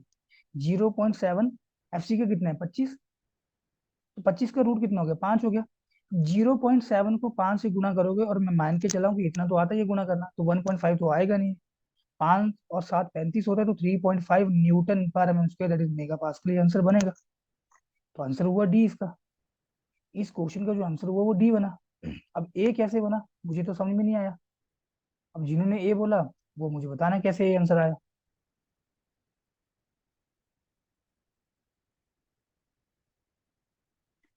ठीक है, अब देखो क्वेश्चन अपने आप सॉल्व हो जाएंगे अगर आप एक बार डिटेल गो थ्रू कर लोगे ना, तो फिर क्वेश्चन में आपको परेशानी नहीं आएगी। क्वेश्चन तो आप साथ साथ एकदम से सॉल्व करते हुए चलोगे। नेक्स्ट क्वेश्चन के ऊपर आओ, देखो क्वेश्चन नंबर 12 क्या हो रहा है, अकॉर्डिंग टू IS 456/2000, ये जो मेरा IS 456/2000 है, this is a bible for the civil engineering, many time I told this one. ठीक है, and this is the thing that you have to blindly follow, आपको बिल्कुल रटी हुई होनी चाहिए ये कोड। तो पूरा modulus of velocity of concrete EC can be express, मैं फिर से बोल रहा हूँ, बीस मैं फिर से बोल रहा हूँ, इस क्वेश्चन का आंसर सभी को पता होगा, इस क्वेश्चन का आंसर सभी को पता होगा, लेकिन इस क्वेश्चन के साथ जो मैं डिटेल लेके आया हूँ बहुत ही कम बच्चों को पता होगा। चाहे वो रिकॉर्डेड देखेंगे, चाहे वो बाद में यूट्यूब पे देखेंगे, कहीं भी देखेंगे, लेकिन बहुत ही कम बच्चों को पता होगा, ये मेरा दावा है। अब देखो जरा, आंसर तो कर दिए होंगे, आंसर आ गया बी, यस। तो जो modulus of velocity of concrete है, जो short term Young's modulus value होती है, वो 5000 स्क्वायर रूट ऑफ एफसीके है, 5000 स्क्वायर रूट ऑफ एफसीके है। इसमें लॉन्ग टर्म इफेक्ट को कंसीडर नहीं कर रहे हो, क्रीप और श्रिंकेज को। Earlier we have the 5700 FCK root FCK, तो ये था IS 4561978 के according, this is over estimated value, we are not using now days. इसे हम बोलते हैं short term Young's modulus value, short term Young's modulus value. ठीक है, अब देखो इस क्वेश्चन के साथ जो मैं डाटा लेके आया हूँ, अब देखो जरा, अब कोड बोल रहा है, ये IS 456 का यहाँ पे क्लॉज है 6.2.3, you can just see in the IS 456/2000। ठीक है जी, तो जो अमेंडमेंट है कोड के अंदर आप वो वाला भी देख सकते हो। द मॉडुलस ऑफ वेलोसिटी, ध्यान से सुनना जरा, modulus of velocity is primarily influenced by, किससे इन्फ्लुएंस होगी जो मॉडुलस ऑफ वेलोसिटी है कंक्रीट की, by the elastic properties of the aggregate, aggregate की इलास्टिक प्रॉपर्टीज वो अफेक्ट करेंगे, क्योंकि एग्रीगेट ही होता है जो यहाँ पे मेजर रोल प्ले करता है, और एग्रीगेट ही होता है जो क्वांटिटी वाइज भी सबसे ज्यादा होगा। एग्रीगेट में आपका फाइन एग्रीगेट, कोर्स एग्रीगेट दोनों फॉल करते हैं। टू अ लेसर एक्सटेंट, मतलब कम किसके ऊपर डिपेंड करेगी, जो इलास्टिक प्रॉपर्टी होगा या जो मॉडुलस ऑफ इलास्टिसिटी होगा कंक्रीट का, to a lesser extent by the condition of the curing, curing के ऊपर इतना ज्यादा डिपेंड नहीं होगा। कंक्रीट की जो ई वैल्यू है, मॉडुलस ऑफ इलास्टिसिटी की वैल्यू है, it will majorly influenced by the elastic property of the aggregate and to a lesser extent by the curing condition and age of concrete, concrete की age कितनी है उसके ऊपर भी कम ही डिपेंड करेगी। The mix proportions and the type of cement. ठीक है जी, मतलब इनके ऊपर वो लेसर एक्सटेंट पे डिपेंड करेगी, मेजरली वो एग्रीगेट की राशि प्रॉपर्टी के ऊपर डिपेंड करेगी, E value of the concrete. अभी बोल रहा है कि जो modulus of elasticity is normally related to the compressive strength of concrete by this relation, bye this relation, which one relation, base 5000 square root of FCK. और साथ में लिख रहा है, देखो साथ में लिखा हुआ है EC is the short term Young's modulus value या Young's static modulus of elasticity in newton per M square, मतलब मेगा पास्कल के अंदर। न्यूटन पर एम स्क्वायर क्या होता है, मेगा पास्कल। अब ये देखो, पॉइंट ऑफ इंटरेस्ट तो ये है जो क्वेश्चन फ्रेम हुआ है, पॉइंट ऑफ इंटरेस्ट तो ये जो क्वेश्चन फ्रेम हुआ है पेपर के अंदर। एक एग्जाम में चंडीगढ़ एमसी डिपार्टमेंट, एक एग्जाम में यूपीएससी ने कंडक्ट किया था यूनियन पब्लिक सर्विस कमीशन में। ठीक है, अब हो रहा है जो एक्चुअल वैल्यू, जो ई की वैल्यू आपने निकाली ना यहाँ से, जो ई की वैल्यू यहाँ से निकल के आई, ये रिलेट किया कंप्रेसिव स्ट्रेंथ के साथ, लेकिन एक्चुअली में जो स्ट्रेस स्ट्रेन डायग्राम से आप ई निकालोगे, क्योंकि स्ट्रेस स्ट्रेन डायग्राम का जो बच्चे स्लोप होता है वही तो होता है यहाँ पे Young's modulus. Stress strain diagram का जो आप स्लोप लिखोगे वही तो होता है यंग्स मॉडुलस। तो एक्चुअल जो वैल्यू आएंगे ना, एक्चुअल मेजर्ड वैल्यूज कितना डिफर करेंगे, +-20%, ये आंसर था, +-20% from the value obtained from the above expression. इस एक्सप्रेशन से बच्चे जो वैल्यू निकला ना कंक्रीट का, मान लो again M25 grade of concrete है, ध्यान से सुनना क्या लिखा नीचे। M25 में एफसीके कितना होगा, 25 हो गया क्या। तो अगर मुझे short term Young's modulus value of concrete लिखना होगा, तो then I will write it 5000 square root of FCK 25 है, 25 का रूट 5 होता है तो कितना आ गया, 25,000 आ गया क्या एमपीए में। अभी देखो कोड क्या बोल रहा है, जो एक्चुअल ई वैल्यू होगा ना M25 ग्रेड कंक्रीट का, जब आपने इसके ऊपर कंप्रेसिव लोड लगाया सीटीए में, तो आपको क्या मिला, एक तरह से स्ट्रेस और स्ट्रेन आपने कर्व ड्रॉ किया। Generally load versus deformation curve होता है, उसको हम कन्वर्ट करते हैं स्ट्रेस एंड डायग्राम के अंदर। तो बच्चे कोड बोलता है कि ये जो एक्चुअल वैल्यू होगी ना, ई वैल्यू, एक्चुअल ई वैल्यू, एक्चुअल, तो ये जो वैल्यू निकला इसका 20% कर लो, 20% बढ़ा भी लो, 20% कितना हो जाएगा इसका बता सकते हो, 25,000 का 20% कितना होगा, 20/100 हो गया क्या, 2 जीरो से 2 जीरो कट जाएगा, 25 2 50 हो गया, 25 2 50 हो गया, तो ये कितना हो गया, 50,000 हो गया क्या। ये तो यहाँ पे सॉरी 5,000 हुआ ना, ये 50,000 कहाँ से हुआ, ये तो 5,000 हुआ, क्योंकि 2 जीरो जो कट चुकी है, 250 है यहाँ पे, 5,000 हो गया ये। तो 5,000 25,000 में जोड़ दो, 5,000 25,000 में जोड़ दो, कितना हो गया, 30,000 हो गया। 5,000 25,000 में से घटा भी लो, कितना हो गया, 20,000 हो गया। तो मतलब जो एक्चुअल ई वैल्यू होगी वो 20,000 से लेके 30,000 के बीच में आएगी एमपीए में। मतलब इस 25,000 से कितना ज्यादा हो सकता है इसका 20% कर लो, इस 25,000 से कितना कम हो सकता है, इसका 20% कर लो। ये कोड बोल रहा है, और आंसर था +-20%, आंसर था +-20%। मुझे बताओ ये बात समझ में आई, यस सर। इसमें कोई सा पॉइंट रिपीट करना हो। No sir. No sir. चलिए नेक्स्ट क्वेश्चन के ऊपर आओ, क्वेश्चन नंबर 13। देखो मैं आपको बोल दूं, अगर आप ऑब्जेक्टिव की किताब डायरेक्टली गो थ्रू कर रहे हो ना, तो अगर आपने चीजों को पढ़ा है, अगर एक बार आपने सिलेबस गो थ्रू करा है then it is okay fine.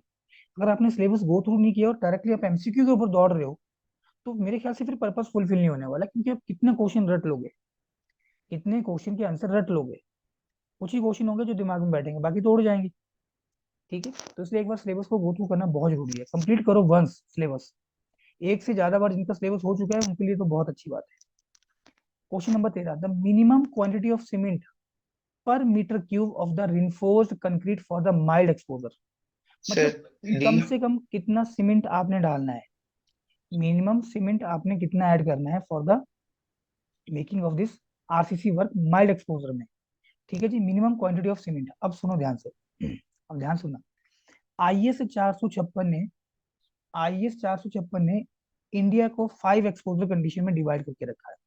There are the 5 exposure condition as per the IS 456, और ये जो 5 एक्सपोजर कंडीशन है, total we have the 5 exposure conditions, that is the entire country has been divided into the 5 exposure conditions। अब किस exposure condition में हमारा work चलने वाला है, ये चल रहा है, ये इन एक्सपोजर कंडीशन से आप मैच करोगे, और जिस भी एक्सपोजर कंडीशन में वर्क होगा उसके कोरस्पॉन्डिंग में minimum grade of concrete for the RCC work, minimum grade of concrete for the PCC work, minimum cement content, ये सारा कोड के अंदर फ्रेम्ड है।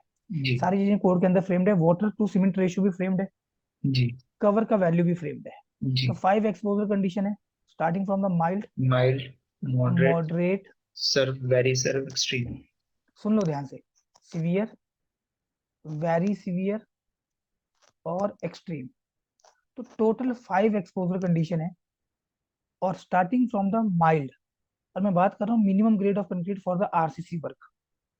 तो यहाँ पे बचे starting from the M20, minimum grade of concrete for the RCC work is the M20 itself, and mild के लिए भी M20 है। Every time just do one thing, add 5। हर बार क्या करना है, 5 जोड़ने हैं। तो 20 के बाद 25 हो गया, उसके बाद 25 में 5 जोड़ो 30 हो गया, 30 में 5 जोड़ो 35 हो जाएगा, और 35 में 5 जोड़ो तो 40 हो जाएगा, M40। मिनिमम सीमेंट कंटेंट, इतना तो आपने सीमेंट डालना है, और ये केजी पर क्यूबिक मीटर के अंदर। 1 क्यूबिक मीटर वर्क बनाने के लिए, आरसीसी वर्क तैयार करने के लिए कितना सीमेंट डालोगे? तो माइल्ड में भी एम आ रहा है, मॉडरेट में भी एम आ रहा है, दोनों में अल्फाबेट सेम है, एम है। तो minimum cement content is 300 kg per cubic metre for the mild as well as for the moderate, क्योंकि दोनों में एम आ रहा है। This is way of remembering the things, how I remember, how you can also remember. ठीक है, अब इसके बाद क्या करना है, एवरी टाइम जस्ट डू +20। यहाँ पे एवरी टाइम यू डिड +5, तो 300 में 20 जोड़ दो, 320 kg per cubic metre sphere में। 320 में 20 जोड़ो, 340 kg per cubic metre very sphere में। 340 में अगेन 20 जोड़ो, 360 kg पर क्यूबिक मीटर। ठीक है जी। और एक बैग तो आपको पता है 50 kg का है, नंबर ऑफ बैग्स भी बता सकते हो। माइल्ड एक्सपोजर के लिए कितना हो जाएगा, आरसीसी के लिए लो, समझ रहे हो? 13 का जो आंसर बना वो डी हो गया। क्वेश्चन नंबर 13 का जो आंसर हुआ वो डी हुआ। क्लियर? नेक्स्ट क्वेश्चन के ऊपर आओ। नेक्स्ट क्वेश्चन के ऊपर आते हैं।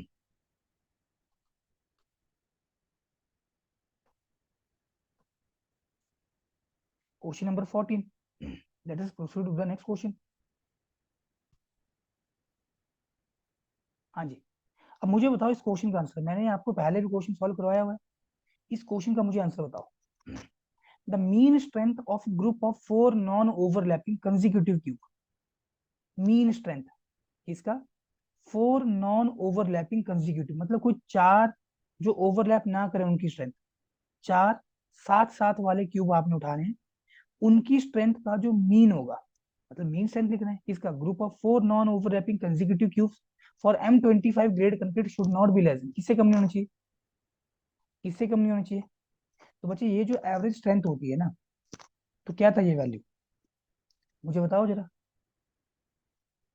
अब आप ट्राई करो, ये क्वेश्चन तो सॉल्व कर ही सकते हो। 1.65 सिग्मा स्ट्रेंथ। मुझे पता था कुछ ऐसा आंसर करोगे, मुझे पता था कुछ ऐसा आंसर करोगे, इसलिए मैंने ये सॉल्व नहीं किया। पहले मैंने ये सोचा कि पहले आप इसको करें, और मुझे भी पता चले कि आपके दिमाग में क्या चल रहा है, और मैं बिल्कुल सही था जो आपके दिमाग में चल रहा था, मैं एक तो बिल्कुल सही एफसी था। के प्लस में 3 होगा सर। हम्म, एक एफसी के प्लस में 3 और 0.825 सिग्मा प्लस प्लस में एफसी के सर, अब उनमें देखो से ले। मैं यही बोलता हूँ कि एग्जामिनर को सब कुछ पता होता है कि बच्चा कहाँ फंसने वाला है, इसलिए मुझे पता था कि आप गलत बोले, कुछ बच्चे गलत बोले, और जो गलत बोलेंगे फंसेंगे पेपर में भी। अब देखो, अगर मैं यहाँ पे एक्सेप्टेंस क्राइटेरिया की बात करूँ, there is acceptance criteria given for the compressive strength in the IS 456। ठीक है जी। तो यहाँ पे जो एवरेज स्ट्रेंथ होती है बच्चे, एवरेज स्ट्रेंथ के लिए मैं बोलूंगा जो एवरेज स्ट्रेंथ है, average strength, this should be greater than और equal to what, 0.825 sigma plus FCK, या FCK प्लस कर लो, FCK प्लस 0.825 सिग्मा, सिग्मा होता है स्टैंडर्ड डेविएशन, और दूसरा FCK प्लस 3। इन दोनों में से जिसकी वैल्यू बड़ी होगी वो आंसर रिपोर्ट कर दो, विच एवरेज ग्रेटर। अब गौर करना, पहले ना ये जो क्राइटेरिया था ये था सिर्फ M15 के लिए, अब ये M15 एंड अबव ग्रेड के लिए है। ठीक है, तो मतलब एक ही क्राइटेरिया है। सिग्मा कितना होता है M25 के लिए, ये भी पता होना चाहिए।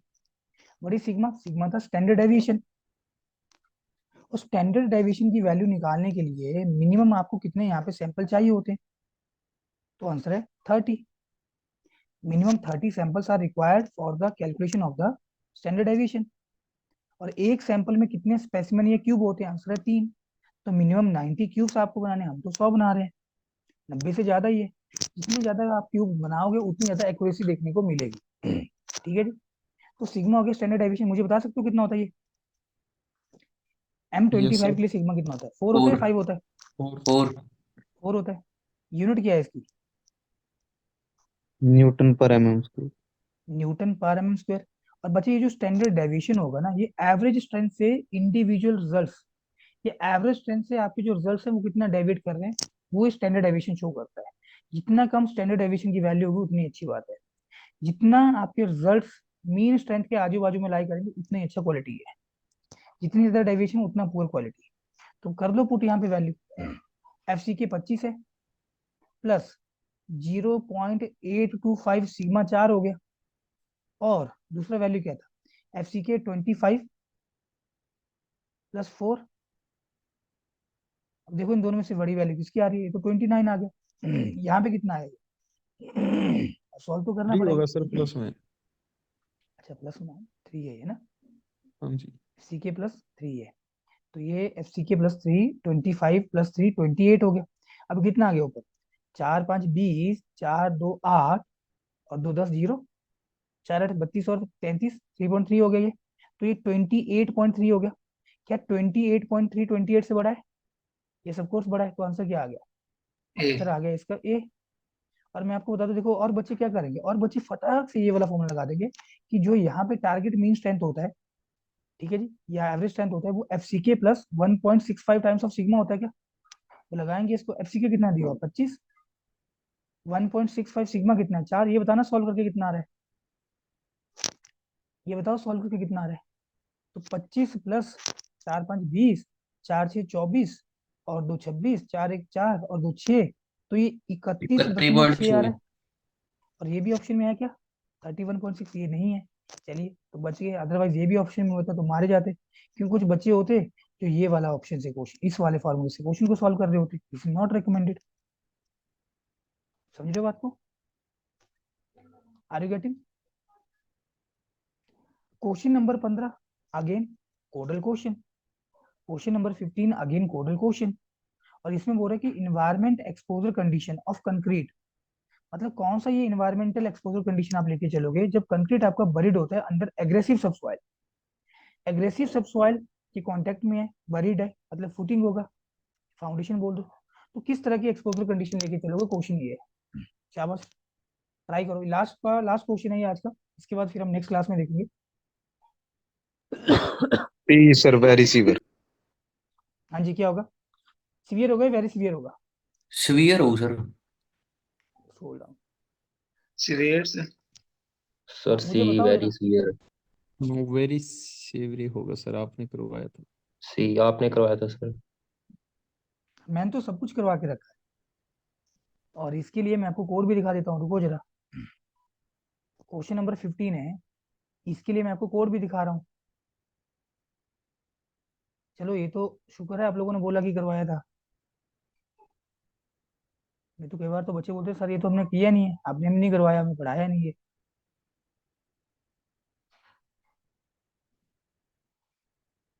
ये देखो, ये मैंने हाईलाइट भी किया हुआ, चेक करो इधर। बरीड अंडर एग्रेसिव सबसॉइल बोला है। देखो क्या दिख रहा है इधर, बरीड अंडर एग्रेसिव सबसॉइल में। थोड़ा और Screen बड़ा पर कर नहीं दो। आ रहा सर। Screen में show हो रही है उस। अच्छा दिखा रहा हूँ, रुको जरा। अरे रुक तो जाओ। ये लो, अब बताओ विजिबल है? Yes, sir. अब देखो, concrete surfaces exposed to sea water spray, very severe, corrosive fumes or severe freezing condition, least at very severe, concrete in contact with or buried under aggressive subsoil या ground water, क्या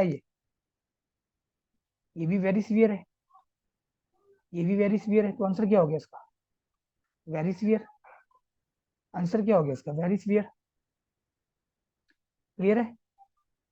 इस question का answer क्या हो गया? इस Yes, question का sir. Answer हो गया वेरी सीवियर। C. तो जिन्होंने वेरी सीवियर बोला वो सही है, जिन्होंने एक्सट्रीम बोला वो गलत है। जिन्होंने वेरी सीवियर बोला वो सही है, जिन्होंने एक्सट्रीम बोला वो गलत है। ठीक है, अब मैं आज की क्लास यही एंड कर रहा हूँ, बाकी फिर हम कल देखें। कल तो हमारी क्लास